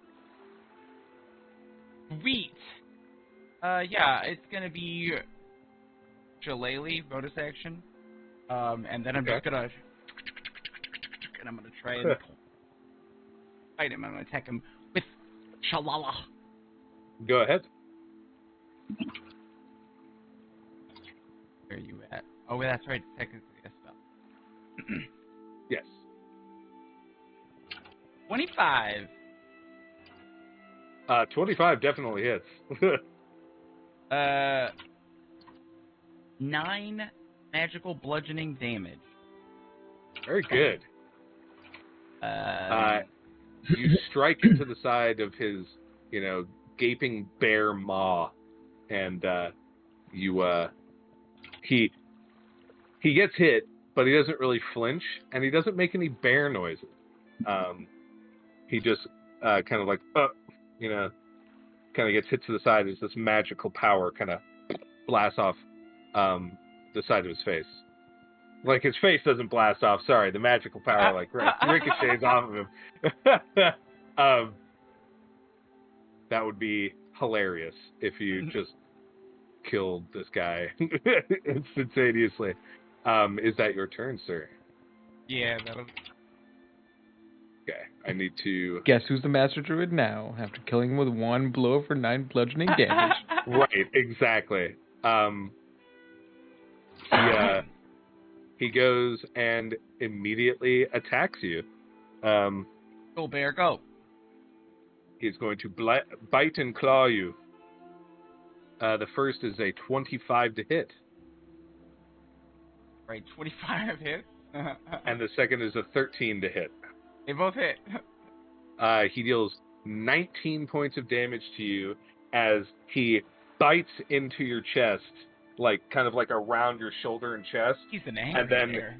he rakes your back, and you are just bleeding instantaneously. And Awesome. he kind of tosses you to the side as he he runs up, and he kind of just tosses you one space over. He doesn't he actually continues to not make any sound. Oh. Mhm. Maybe he's actually mute and he just communicates. Anyway. And you see him there. He kind of paces around you, waiting to see what you're going to do, and it's your turn. Sick. What I'm gonna do is I'm going to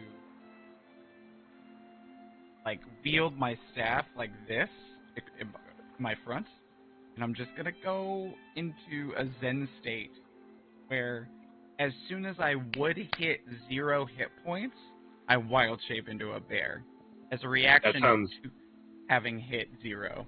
So I'm just gonna basically just let him go and just That sounds fight dope. through it. He, seeing you kind of not turn into an animal, he turns back into a human, or into a drow, rather, and he he's very, very tall, and he's very lengthy, not super strong built, but very lithe, and The Flash he's probably kind of build. even thinner than that, Even right? Oh, okay. Yeah. So he's a pretty if you didn't know that he just turned into a bear, you would think that he is quite weak. But 19 he points of damage. Go on. yeah, he flicks out his arm, and from his arm makes a magical blade that is wreathed in flame, and he's not holding it. It's just kind of almost like there's that you know when there's a candle and there's that invisible part of the flame, and then the rest of it just forms Mhm. outward. That's what it looks like. And Yeah. he goes after you, and he I'm not avoiding attack. yeah he attacks once, and that is a 24 to hit, Wonderful. I think it does. and he will deal.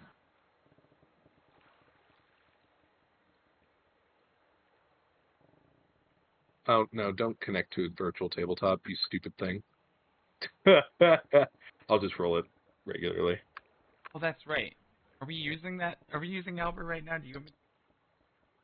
Oh yes, I mean like it's just a visual, you know, it's not that big of a deal. Yeah. Holy shit, he rolled pretty well.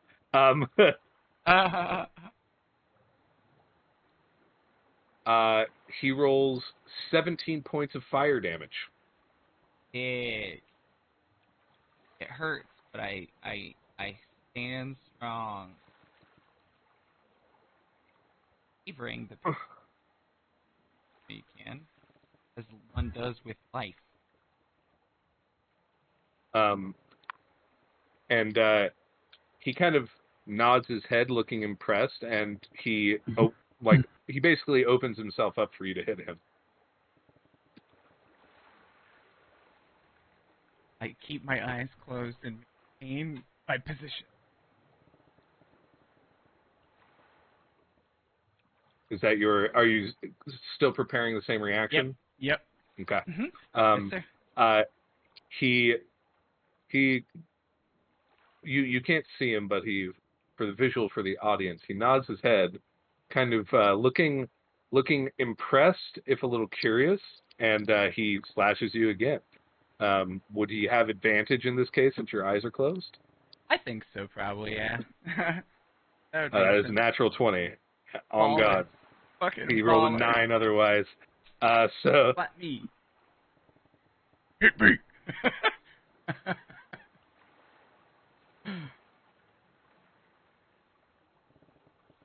has 27 points of damage. As Yeah, he that knocks. slashes. That's 3 more than. So. Fair. Sure. There. So as he slashes through your body, he sees you transform into this, grumpy, large bear, and it is your turn. Sick. Alright, I gotta figure out how to add that, because there's a way to see the bear stat block later on, but I think you can add it if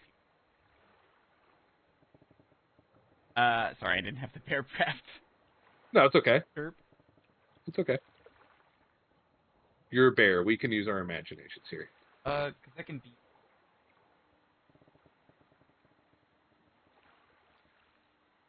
Yeah.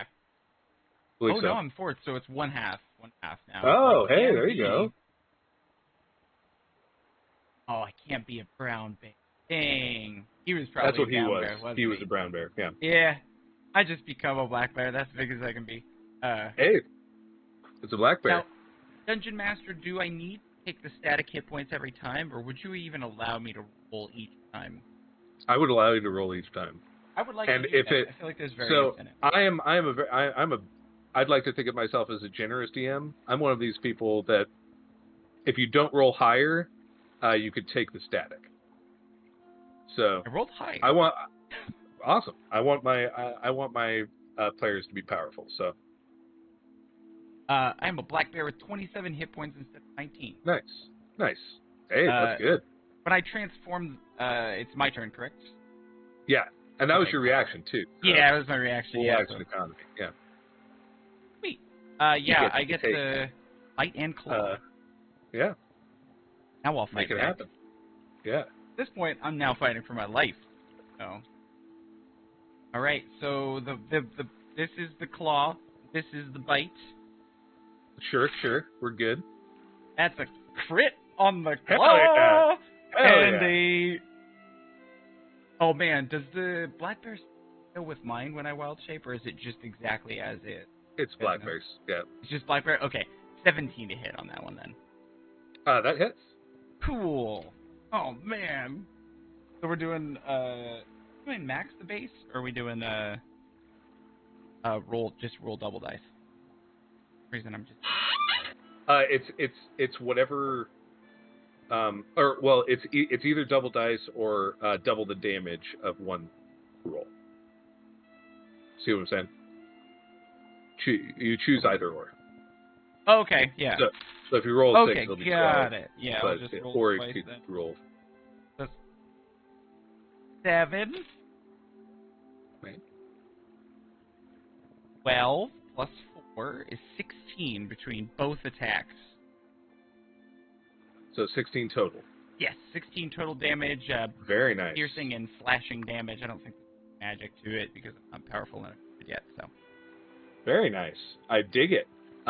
You rake his chest, tough and bite onto his arm and just kind of like, mangle it a little bit. And it's the arm with his hand. So he, with his flaming sword. So instead of casting or trying to slash you again, he instead will. There's a thing that I want to do. Let's see.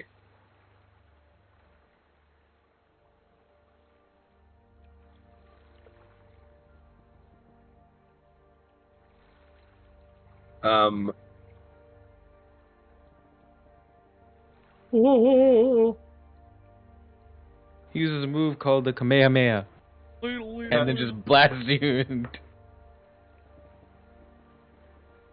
I'm trying to see how many.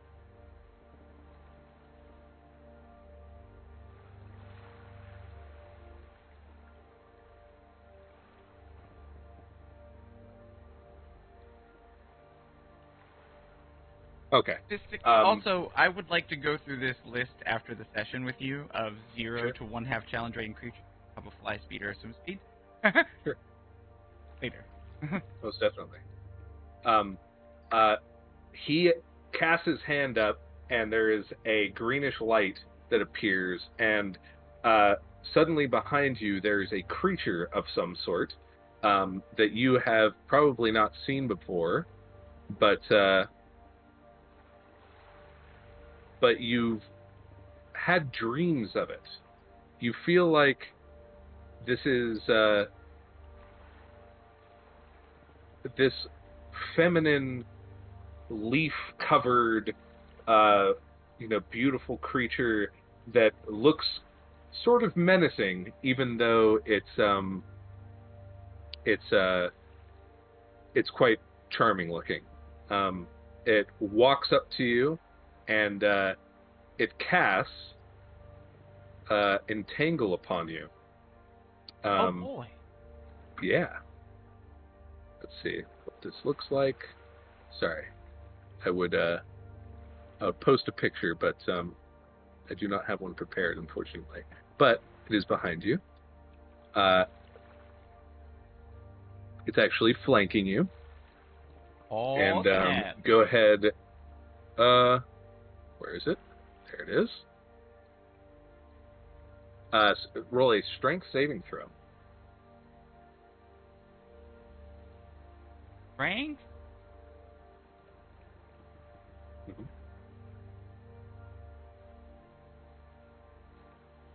Oh, I'm a bear after you use bear. Yes. +2. Yeah. That's a 11. An 11. You are now entangled. You are restrained for the time being. And as you are restrained, he kind of like glides backwards in an interesting way, or actually glides to the side, and there's a tree here, and he just disappears into the tree, and you don't know where he is, but there's this creature behind you. It is now your turn. Sick. Okay. But I'm a bear, so I'm gonna get hurt. Okay. I'm not dumb, but like I know that I can't cast spells right now. So you're so- remember you're currently restrained. yeah, and Okay. she's still right next to me. So you have disadvantage. Yeah. Okay. All right, so this would be for the bite with disadvantage. Sorry, you could have Disadvantage. taken an attack of opportunity on the fellow. Did you want to do that as he retreated? Sure. But I Okay, would cool. still have disadvantage, correct? You show me to Yes. use this roll because I just rolled the dice. Sure. So, can you use any attack? Yeah, I'll use the claws. Except Mhm. wipe at them as I leave. Disadvantage is a 21. Yeah, that hits. Alright, we're gonna give him a little bit of this, a little bit of that. That's 7 slashing damage as he passes by. Very and nice. then Bite attack at her. Disadvantage. That one not so great. 11. Let's see what her AC is. That hits. Hey! Alright. And then disadvantage, that's much worse. That is a 7. That was does not the hit. way. It hit with the bite on her. Is a 6 piercing damage. 6 piercing damage. You hit her pretty hard. And in fact, normally this would not be the case, but this is a special situation. She actually kind of like, you slash through her, and it begins to start to do damage, but she kind of like bursts into like fireflies and just isn't there anymore. And Charge you the are sitting tree. there. I'm just gonna like do that thing Well, bears do. You're restrained from the. Oh, that's right. Yeah. So yeah, but you are sitting there, kind of. You're sitting there, kind of like around, you know, and you hear like leaves moving here, and then there, and then north, south, and then. And as you're, go ahead and make a strength saving throw as a turn goes by, so you could have Okay. try and escape. +2. 17? 17. You are able to break free right as he comes jetting out of the trees, flame sword in hand, and he slashes at you. Or I guess I will roll. Does he not have he does advantage not- anymore at least? He does not have advantage. Oh, cool. But he does have a +9 though. That'll do it. That is a 17. Yeah, that hits. He There. What? That is 12 points of damage, Okay. I mean, and it is your turn. guy is now down. Amongst the vines, which are still trying to grab you and him, in fact, kind of like pulling at his nice black pants, and which are now like, you know, starting to get blood flow, you know, falling on them, and your long bare hair, these like tendrils are trying to, you know, stick at you, but they're not stopping either of you as you're kind of like slashing at each other. And I forgot she disappeared, and he came from the side over here. It's your turn. Sweet. I attack him. With bite and with claw. That is a 13 and a 14. That hit. Both of them hit. Okay. It's fair. I'll keep.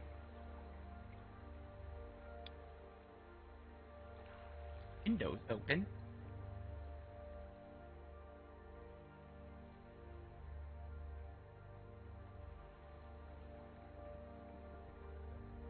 So, with the bites and the claws, it's 2d4 and a d6 plus 4. Nice. 11 more slashing and piercing damage. As Very very, nice. very hurt. I have it's as bear. I have 15. 12 left. Oh, 12. Yeah. Because it was 3 and you had- when you transform into wild shape. Right. So it Right. cut through when I Right. Right. go. And you have like 1 health. Out of wild shape, correct? Yeah. So then I would have one less here then. So yeah, so I'm at 11 then. Okay. And then so yeah, he moves his hand and snaps his finger, and before you see a enormous feathered but somehow also lizard-like creature. A giant maw of teeth dripping with saliva. Dinosaur. Dinosaur. And he opens up his maw and clamps down on you. Suffice it to say, you take a lot of damage. I'm dying. And you find yourself unconscious. Boom. At the dormitory, Alan brings you to, the front of the dormitory, which has, several kids just kind of leaning, hanging out. A couple of them are playing hacky sack. These guys are very evidently druid majors. And you smell some various smells that you might smell from a dormitory. What? Walking in. I'm going, it's inspection time. And then, 5 kids are just like, oh shit! And then they're like, inspection! I'm kidding. I figured that'd be fun to do. It's done already. And, all these kids, you hear clattering floors above you. You hear kids, putting shit away and, reminds me of my youth. Stuff. I say that like I'm old. And then Alan, Alan's, 22. He's 3-4 years younger than you, right? These kids are much younger. They're 19, at max 20. I guess. So wait, so they didn't. So because I incited that panic, they didn't hear me say it's a joke. Is that correct? Did not. Well, maybe 1 or 2 did, but all of the rest of them didn't. Okay, I'm gonna go up to one of the ones that I didn't think hear me, and I'm gonna kind of grab them by the scruff and be like, "All right, listen. You won't be in trouble if you just tell me whether or not you're in Professor Meek's class, or if anybody else here is." And it's this young girl. She has red hair, and she's a drow with red hair, so it's very interesting looking. Maybe dyed, who knows? And she looks panicked. Her drowish freckles, which are actually white in color on her purplish skin. And then I'm gonna repeat myself again in undercomment and just try to get her to calm down. Thomas is up there. He's 3rd floor, 3rd room to the right. Yeah, he's in Meek's class. I don't know if he's gone the past few days, but he's there. And right. And she's like, "Am I cool? Am I cool?" And then you're good. Just continue cleaning up. Rhea, mark her off as good, and then I'm gonna continue on my way. Aren't you the one with the pin? And then I'm gonna throw you my quill. Mark her off as good. I mark her off. Yeah, there you go. The panic continues as you go upstairs. And Alan decides to sit and wait in the common room. You actually roll a perception check. Oh, this is fun. 14. A 14. As you're walking up the stairs, the very girl that you just pulled up, he's like, "Hi, Gloria. How you doing today?" And she's like, "I'm doing all right, Alan. How are you?" "You want to help me clean?" Yeah. I'll help you clean. And then they just kind of wander off. Upstairs on the 3rd floor, 3rd door to the right, it is closed. Despite the panic around you, people are running around like chickens with their heads cut off. There are several closed doors along this hallway in particular. There's not a lot. There's like 2 or 3 kids that are there, apparently attempting to organize their places. But yeah, Rhea, Yes. keep your just be aware. This is getting not getting a good feeling about this, and I knock on the door. Thomas, it's time for Thomas, dude. it's time for the Thomas. weekly it's time for the weekly inspection. No one answers. Kick down. Do you want me to kick down the door? Let's try this first, and I'm gonna turn the doorknob. The door opens. Dude. Crazy, I know. An unlocked door in a D&D game, wild. It's probably a mimic. Kick it anyway. You feel a sticky tongue touch your hand. No, inside, you see what you could imagine is a pretty average magical dorm. What it might look like. There's 2 beds. There's actually one of the beds has a bunk on top of it. So apparently 3 kids sit here. There's a desk in the corner that's like kind of cramped and is apparently shared by all 3 residents. But all 3 residents are not there. Above the open bed is kind of several posters that are kind of like magically moving of like some rat folk like jamming out, on some. Hell yeah. In fact, you recognize the band at Rat Halen. yeah, exactly. As the band that was playing at that tavern first night you were here in Stone Shear. Hell And yeah. but it's dirty-ish. Several of them beds are unmade and there's clothes and things around, but it's a pretty standard room for a 19-year-old. Rhea, I don't like this.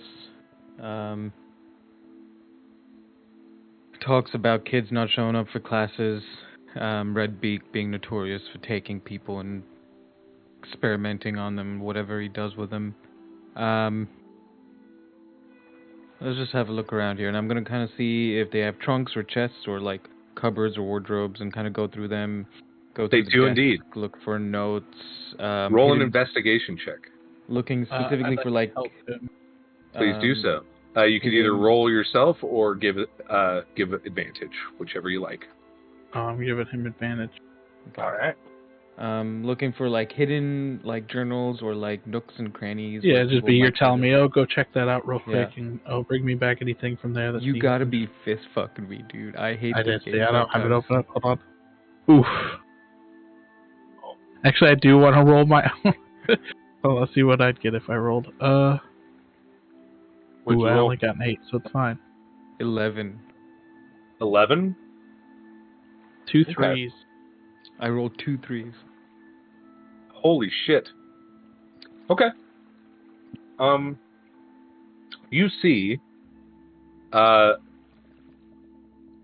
one of the things kind of strewn out on the bed. There, two of the beds actually have a pretty dark cloak.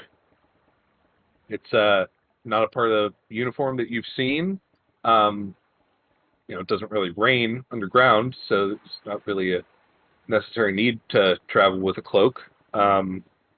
It's just a dark, hooded black cloak. Are there any? I'm gonna take one of the cloaks and I'm gonna put it away in my Thieving from a college student. Very cool. Very cool. Yeah. I'm gonna put it in one of my bags of holdings. In my bag of holding. I'm gonna give it one last look around, looking for the symbol of the poster, that we got from one of the files from Alvis. I will let you roll with disadvantage. Okay, I will accept that.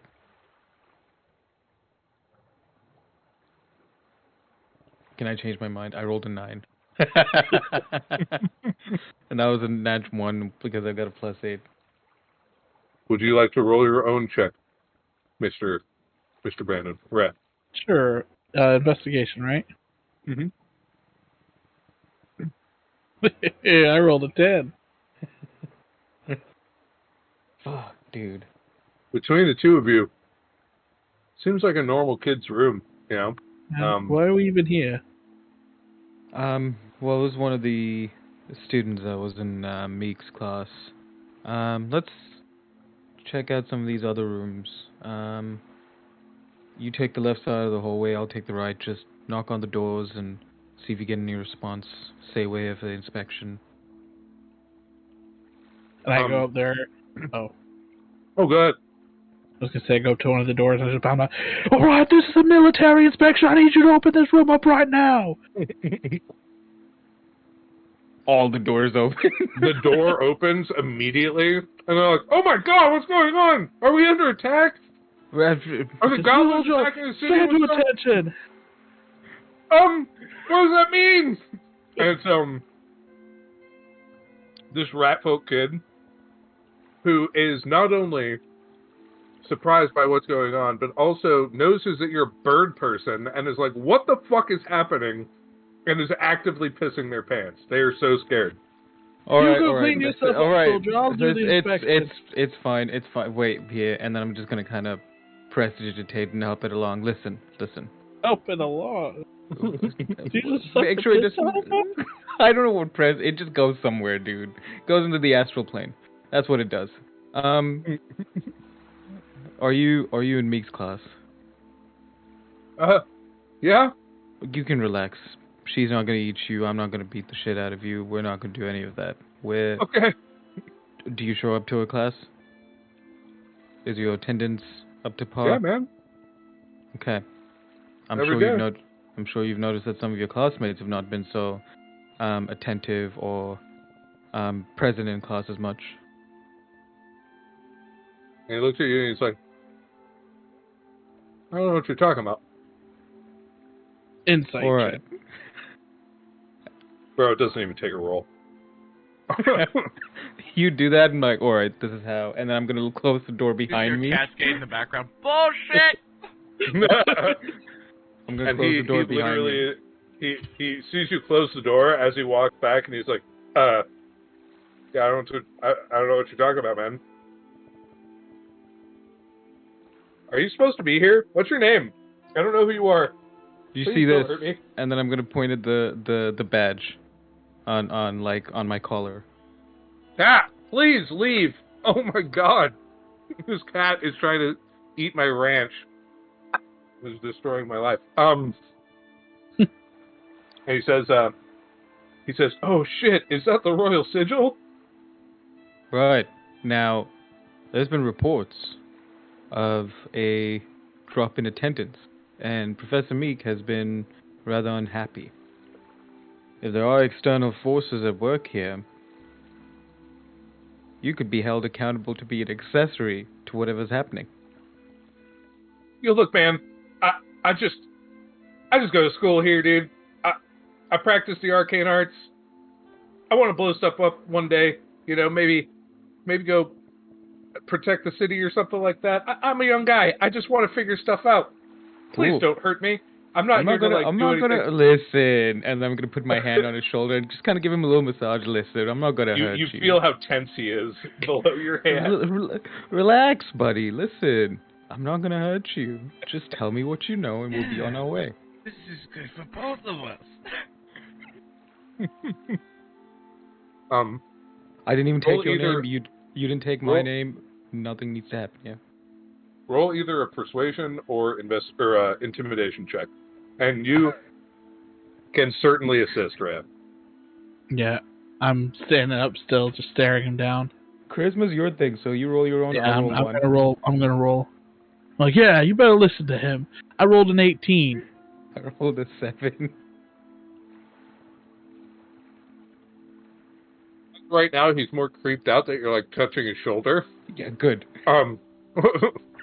This is like a bad cop, creepy cop. Mm-hmm. But he looks at Rhea, and Rhea looks like a very angry large bird. And he's I like, eat rat okay, poop man. like you for breakfast. I mean, literally. So he sees that, and he's just like, okay, dude.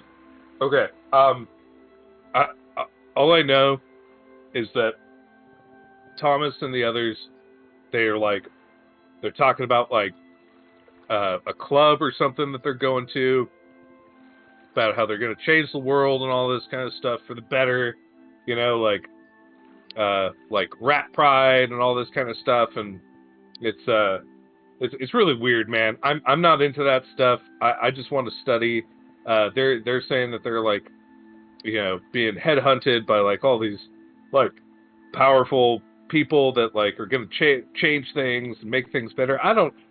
Does this poster look familiar then? And I'm going to show him the one, I think it was called The Rising Sun. Is Yeah. this the group? And he says, yeah, I've seen that before. I don't. They tried to show it to me, but they didn't like let me keep it, I guess, because they didn't want somebody that wasn't in the club to have it.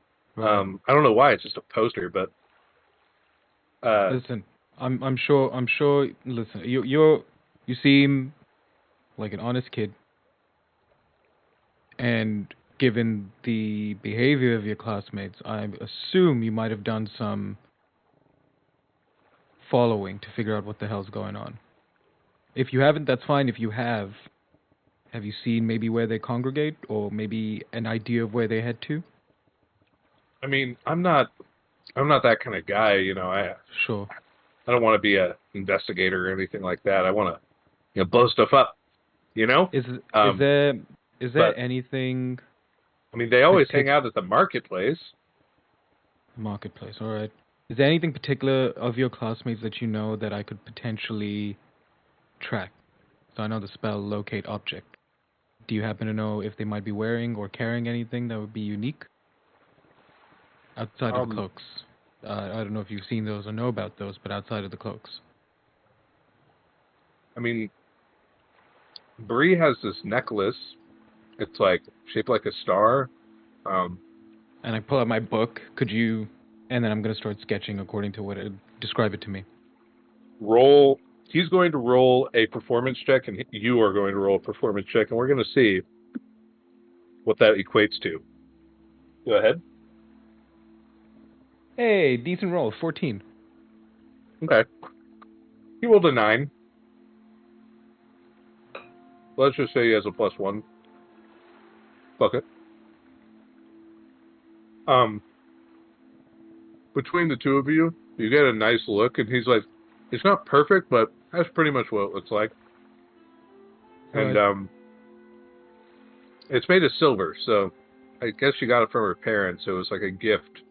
That helps. For coming here. What's your name, kid? Gerald. All right, Gerald. Gerald, what's your family? It's calm down. Stand down. No, he gave but us good information. Yeah. We're a third-party kind of investigative force, and we're working with Fesamik right now, and also the City Guard. So, should your name come up, it'll only be in good ways. Okay, That's man. it. Sorry for the creepiness and for the scariness, but sometimes we need to do that to just get the answers. You're not in trouble yet.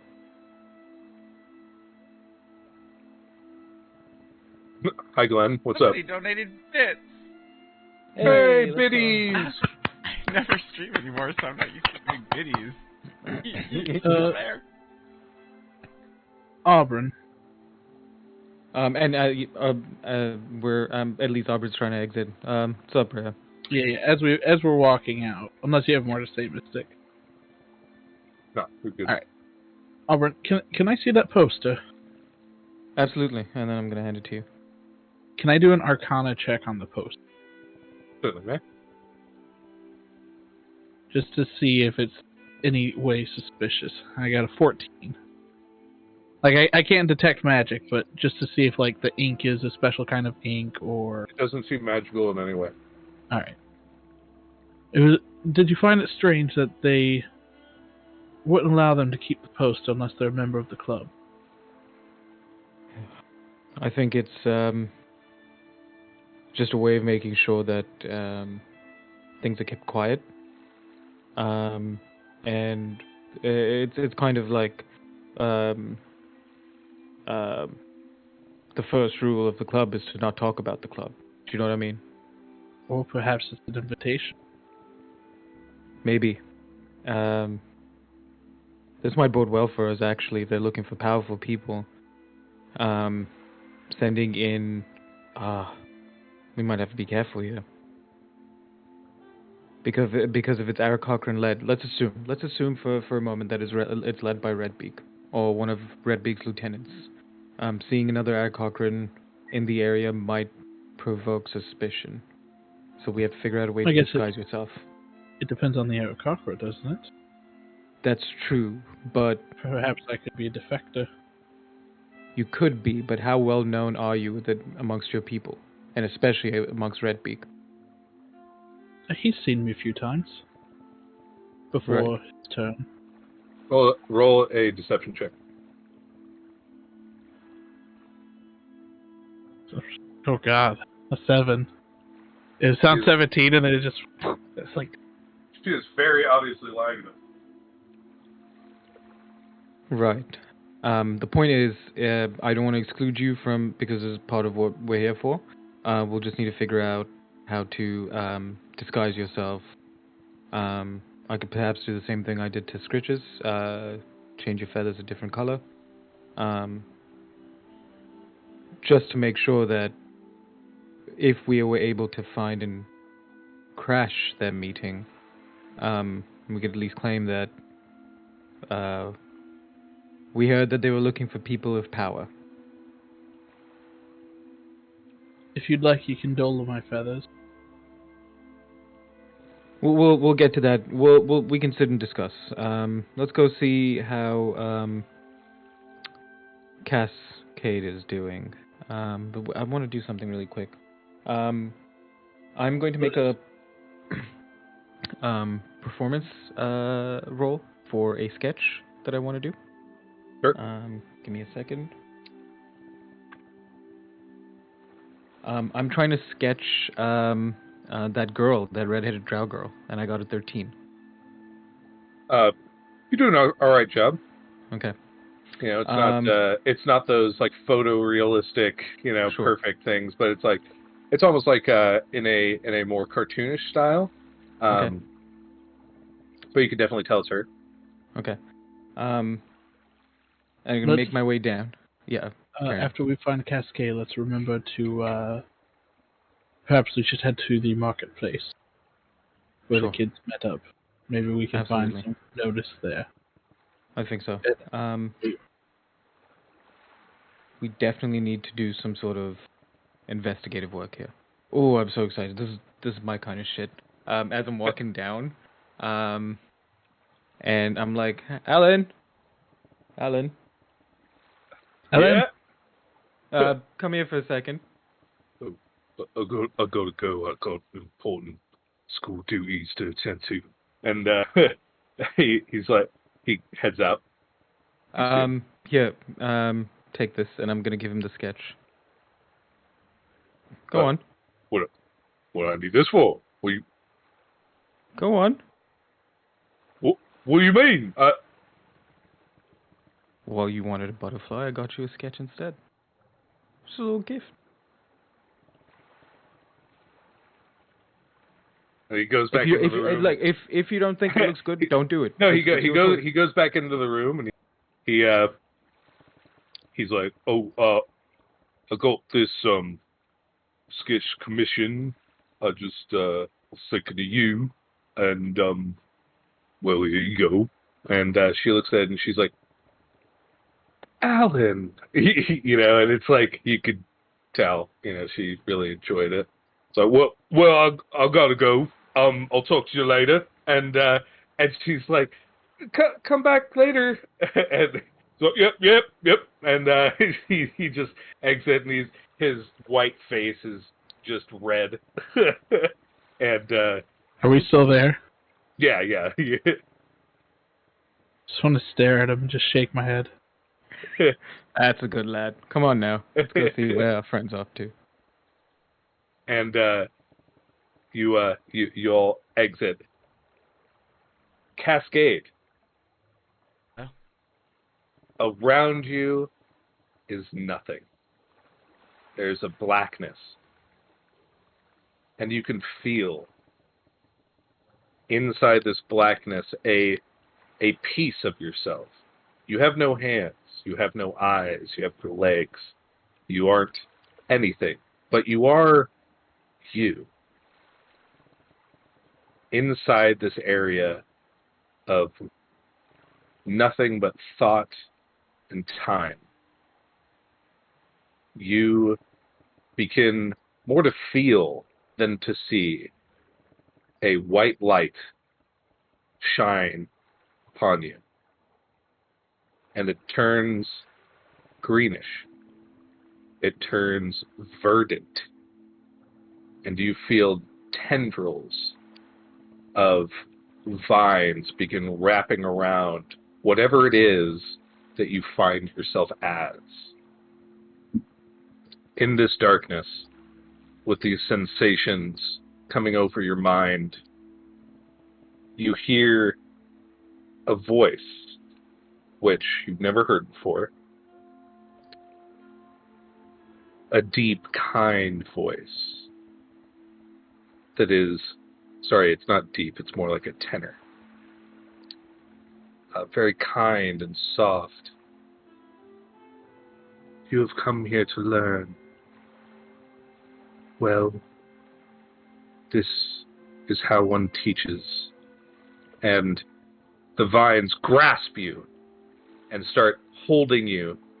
You feel pain, searing, breaking pain as the world, whatever it is around you, begins crushing you and turning you and forging you into this more pure, more condensed version of yourself. You see flashes of light. You hear the breaking of bone, of flesh, the squelching of blood as these thorny, spiking vine whips just turn you into nothing and tear you asunder. And in that breath of pain, when you feel as though you can take no more, when you can see nothing else forever, it subsides. And the verdant green comes back. And you lie on the grass. Your body is bloody. And before you stands the tall, lanky individual with his hand outstretched.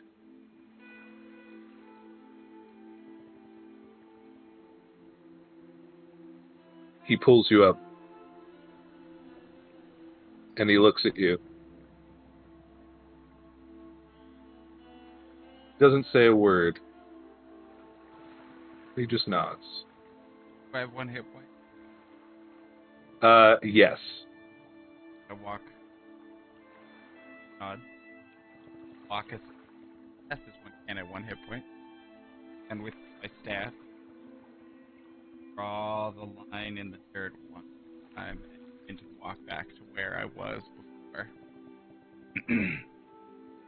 Stretching and Go ahead and roll a Constitution saving throw. That's 20 on the die. 24.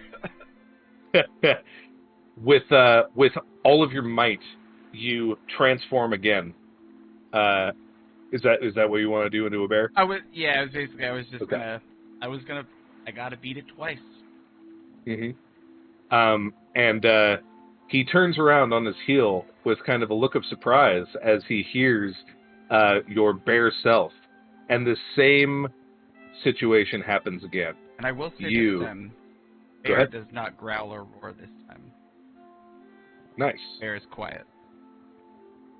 Noticing this, he turns into a bear himself, and you begin grappling with each other, tearing fur, the grunts of exertion as you're slapping each other with these massive claws, biting into your flesh, that kind of shaggy skin designed to withstand, this exact kind of encounter, taking as much force and as much damage as it possibly can. He turns into himself again as the damage that you've given him has overcome his self, and he looks impressed as you bite at his neck, and he once again turns into a bear and begins clawing at you, and this exchange goes on for minutes at a time, and eventually, through this powerful dueling battle of heaving, winded animals, you once again feel yourself slip away into this darkness. This time, I need you to roll a death saving throw. Okay.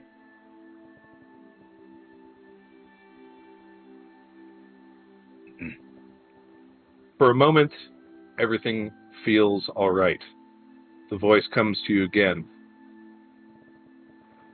The staff is waiting for you. But you're not quite there yet. Roll another death saving throw. 14. You hear the voice. You're a strong one. Your will bring you through this. And you feel a strike as 2 death saving throws are failed automatically. Roll another death saving throw. I'm going to use my inspiration. Sure. 2 17s. Useful. And through this battering, this impossible just feeling of tiredness, of bruising, of breaking, of slashing, gaping wounds that are leaking blood onto this beautiful, serene meadow, you see him once again above you with a shillelagh in his hand. And he says, "We are done."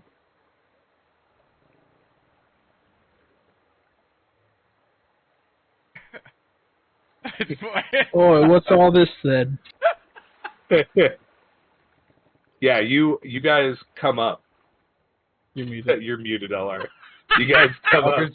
Aubrey's just like clapping as he's coming up. Well done, Cass. There you go. could do it. Yeah, you see this dreaded individual just like ready to take this guy out again, but Cass is fucked up. he is looking the worst for wear, and but as he kind of like edges and looks for his staff that's sitting right beside him, putting all his weight on to get up, being helped a little bit under the shoulder by his new friend, you feel a certain awakening in the staff. Hit a tree form. Yeah? I just hold on and be like, watch! It just activated as it shoots 60 feet into the air in a 60-foot tree. Is it tall enough in here to do that? Yeah, yeah. Okay. Oh, God. Collapse the cave. Splashes me against the ceiling. Yeah, no, it's I'm like just at the 200 top feet of- high. I'm It's at like, the top of yeah. a tree. And you see beautiful. You see this beautiful landscape of odd magical runes now below you, just a little bit, a couple at least, and you see the different portions of the city from a different view, and it looks beautiful, and you feel triumphant. Down below, you guys. All right. I'll burn another charge. Grab on. I'm all right. No. Come on, it's really awesome. Come here, Rhea. I start flying. Okay, another form. So you're up to the other. And I will have do told. well with heights. I would have given a. To be like, By the time you come back down, he's actually gone. oh, He has disappeared in the excitement. I'm still gonna enjoy this moment with my boy Yeah. and girl. Yeah, you pop up, Auburn. You see this very nice, beautiful architecture and city planning of this area. These ruins. Some below you, many above you, and it gives this odd 3D feeling of all these now dull because it's the middle of the day ruins. And kind of look at this head ass right next to you, who's beat all to shit, but he has this look of wonderment in his face that you can't quite place. You've never seen somebody else so happy. I'm gonna put my hand on top of Cascade's head and ruffle it a little bit. I'm gonna kick that bird's ass.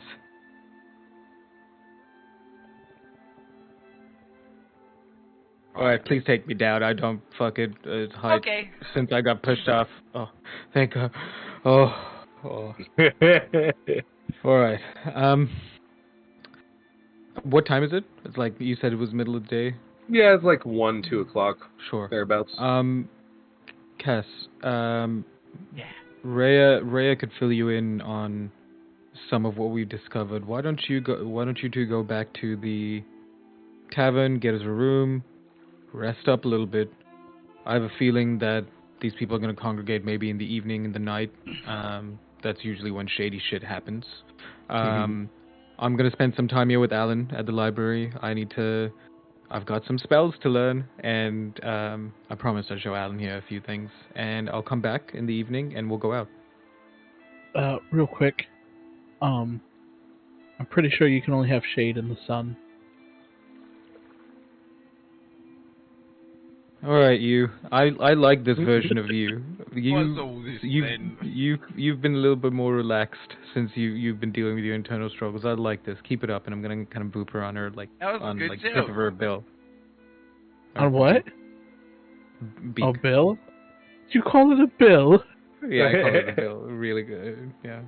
All right, listen, Cascade. Do you want yeah, the I'll high five with you. my talon or my wing? Wing. Always wing. All right. And I kind of like don't push hard. I just kind of caress his hand with it. Off. Wow. I protect the feathers. They are very nice. I guess I preen them daily. Yeah. We noticed. So yeah, what do you guys all do? How much time do we have left? About 25 minutes. Okay. What are you guys all doing? I'm suggesting the split so that Cascade and Rhea could rest up, and I'll spend some time in the library with Alan. Primarily like looking for the spells that I sent you. Sure. And so I can work on transcribing them and meet up with them in the evening after a couple of hours or whatever, and go out skulking in the marketplace. That is my suggestion. How do you guys feel about that? Yeah. Start heading towards what tavern was up this way? I can't remember what it was called. I can't remember either. I'm All right, terrible. we just go look for a tavern. I'm a terrible DM. No, you're not. It's all right. If I we were just good forget players, shit we all would've the time. put it down. True. A good DM. Yeah, you guys suck. What the hell? The Yeah, story's that's not true. so simple that it's easy to remember. If it was that easy to remember, it wouldn't be compelling, you know? Sure. But you guys head over to the same tavern that you left before. And Auburn and Alan head into this enormous library. For the sake of time, I will say any level 1 and 2 spell, you find those instantaneously. Like they're low level spells. generally, all of those levels of spells, 1 and 2, are given to anybody in the academy that has achieved the ability to cast them, Okay. just free of charge. I mean, you're able to copy them down from spell scrolls or from a spell book that is available to all the students. It's like the village bicycle.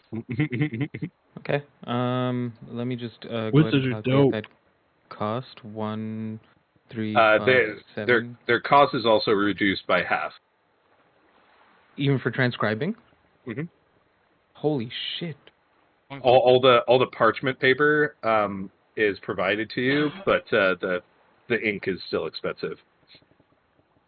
Holy shit. So that's 6, 7, 7 times 50, 350. Half of 350 is, I think, 175. And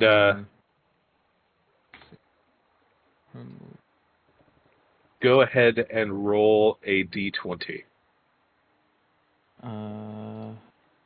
Please be fucking good. 18. You are able to find 2 spells of your choice from the rest of the list. Ooh. I'm gonna take sending and psychic glance, which I'll be able to transcribe later, but I'll just burn that cost now. Okay. Sending. Yep. Sick.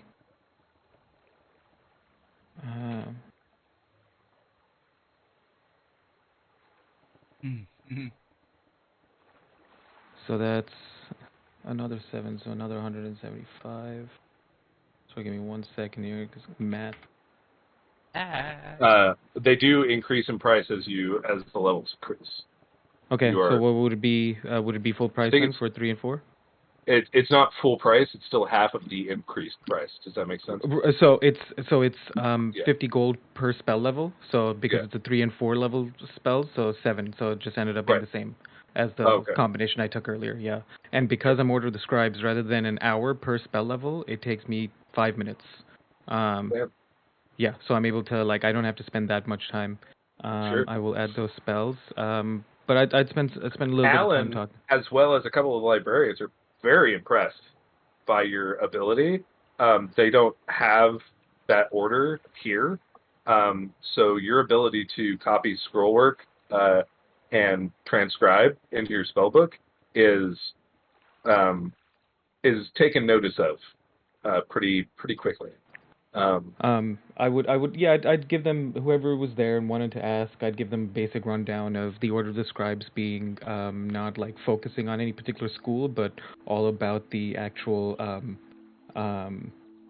what do you call it, the symbolic nature of representing magic and the weave and how to channel through it. So I've been exposed to spells of all levels, but my power only lets me cast up to this level right now, which is why I'm able to so proficiently copy through all of these, because I've seen even the thing for the wish spell, but it's just I'm not strong enough to fully comprehend it to be able to take it down, something like that. And a few people, as you're kind of just talking about it, people begin gathering around you and listening to you, because this shit is interesting. I mean, this is a school of magic, and you're talking about stuff that's at a pretty high level and also very niche. And several nerds, so a professor actually walks by and is listening to you, asking pointed questions that challenge you, but you're able to actually roll an intelligence check or an Arcana check. I was going to ask if I could roll Arcana. Let's go, 20. 20? Yeah, you're able to field this professor's questions very well, and he's incredibly impressed. And he says, I'm the professor of illusion down the way. If you ever need any illusory magics that require a higher level, do stop by. I'm interested in picking your brain. Well, I appreciate that, Professor. I'm just, we're just here because of business, but I, at some point, do plan on I'll be honest, I quite like it down here in Stone Share. Maybe in a couple, decade or two, I might be a mainstay here. I think we'd be better for it. And this this kind of not elderly, but definitely middle-aged drowish man extends like a long hand. It's kind of like creepy, like old, like Yeah, I reciprocate. yeah. accordingly. But he shakes your hand and he says, "Well met," and kind of looks at you side-eyed in an interesting way. But he walks Awesome. away. Yeah, and then at some point, after I've done that, copied my spells, I would like to show Alan things as promised, but also, not necessarily I'm hoping for anything from this. I think it just might be interesting. I want to take a look at his book and see if I could learn anything from it that might be useful for me. If he lets me, I'm not going to be forceful about it. He's more than willing to open the book and let you look at it. There is something fundamental about these runic symbols that you cannot grasp or manipulate. Roll an Arcana check. Let's go 21. So you can tell that these runic symbols are almost entirely contextual to his tribe. Just the way in which they're made, the portions of the weave which it tugs on it's almost as if you know how you've read the modify memory spell and you can't cast it, but you've seen it before and you know those portions of the weave that the modify memory spell kind of like pulls on, and you're seeing that in this runic architecture of these spells, it's pulling on very many of the similar threads, but instead of erasing and rewriting, it's cataloging. So it's almost as if the contextual basis of his entire tribe is written into the underlying basis of the spell. So unless you are raised and grown in an environment where these contexts are natural to you, it would be nearly impossible. It's like learning another language with no reference. Okay. So then, counter question: could I, understanding that it's contextual, apply that to my own understanding of the weave and like the spells I have access to? That's an interesting question. And you're going to have to tell me how you would do that off stream. Sure. Okay. But you have an inkling of an idea. Sure. Sure. But yeah, I'll leave him with that. Now that I have the sending spell, I don't know. I'll tell Alan I could, if I ever need you or something, I could contact you. But I've met several of the professors now. If there's ever, we'll figure out a way if you ever need to contact me. But at some point we're gonna head back to the surface, and if you ever feel like you want to put your skills to use, or if you want to travel and see more,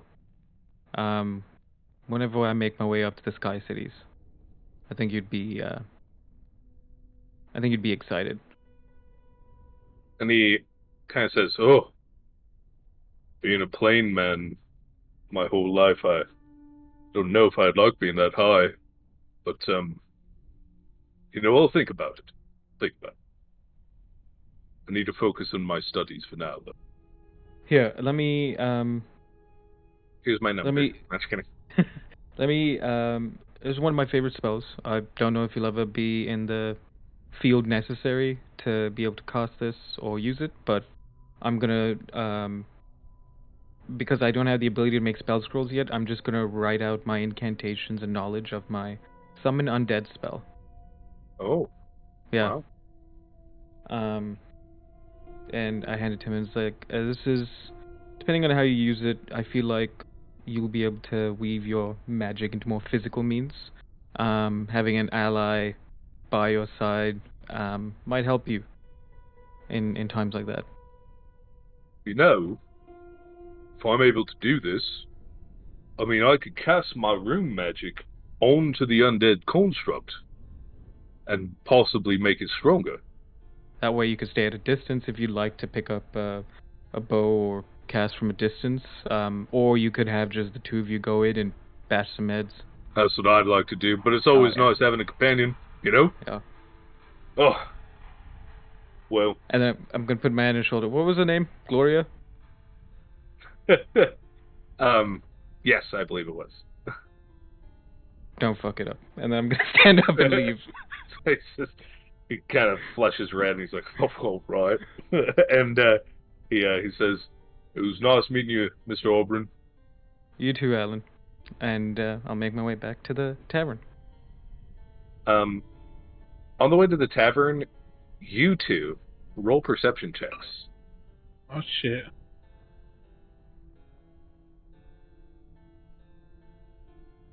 Perfectly average.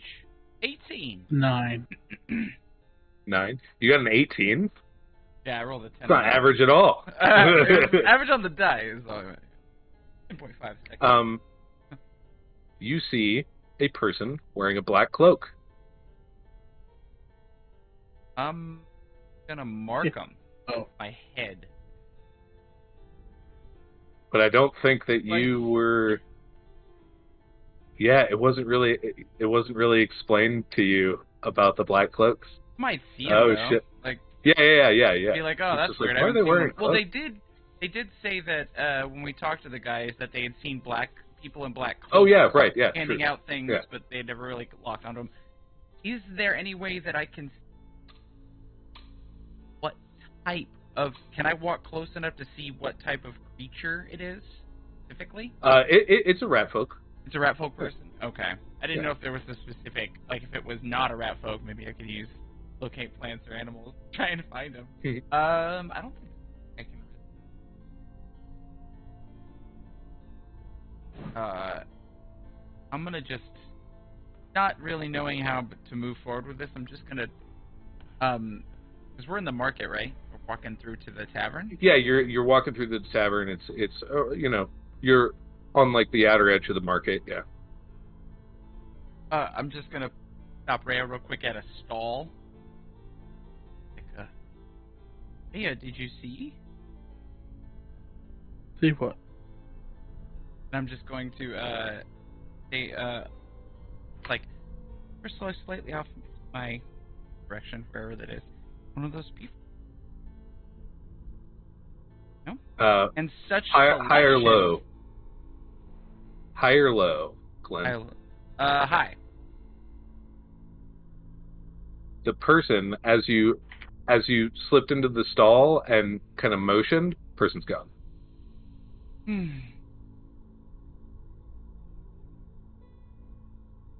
They're around. Yes, I don't see anything. They're around. What do they look like? Rat folk. Dark side? Was it black? Yeah. Saw a couple of those. And I'll gesture in the direction that it was now that.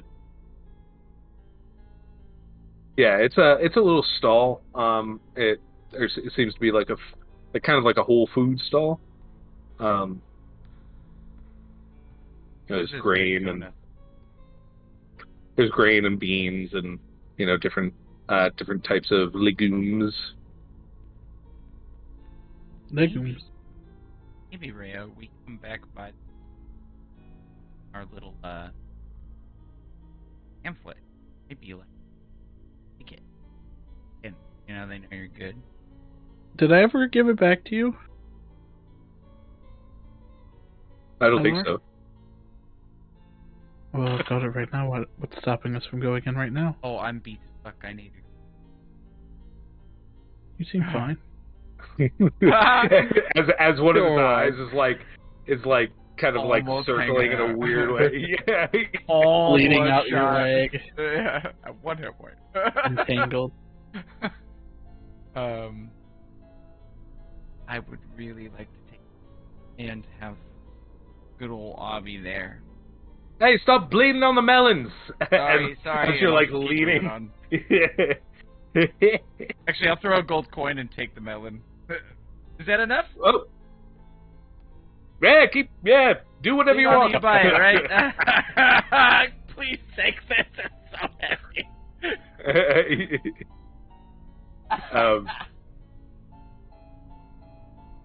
But you all eventually make it back to the tavern, and you're just waiting around for nighttime. I think mechanically, what Glenn wants to hear is that he can take a short rest. I would say you could take a long rest if you want to, as you did some adventuring and investigation and stuff, and you know that you're going to be exploring at the night, so you prepare for that and rest early. 8 hours before 8 p.m. Noon to 8, sleeping. I'll if I need it, I don't need it really, but I won't take that long rest because I'll take a few hours and they'll get there before me, right? So Auburn will be as is, and he's gonna show up at some point. Ask the concierge or whatever. It's just an innkeep, yeah, or actually it's the bartender, the same lady. She the Droush woman. She's like, oh yeah, your friends are upstairs. All right. Same room Thanks. they took the other night. Thank you. Go up there, knock on the door. You all ready? Ready as I'll ever be. How about you, Rip? Think I'm ready, and I'm just sitting there the whole time. Give me a minute, and I'm gonna, with your permission, Freya, so I can change your feathers. Oh yes, go ahead. Cool. And I'm gonna change them to like a, ebony black, similar to kind of, process that I did with Scritches, so that we could at least, if an Aarakocra is recognized, at least it's not like, oh, you're, Ray Ebonale. Yeah. Maybe you should go with more of a light gray. Alright. As you know your people better, and then I'm gonna go light gray instead. They would still recognize me as a cardinal, but now I look like a female card. Alright. Let's head out. Got some. And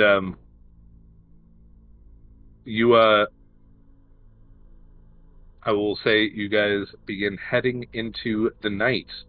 The marketplace of Stone Shear is busy, raucous. There are firecrackers going off randomly. There are people laughing and drinking and having a good time. And next week, we will meet back here where your pursuit of Redbeak will continue. Sound good? Mm-hmm. Yeah. Yes.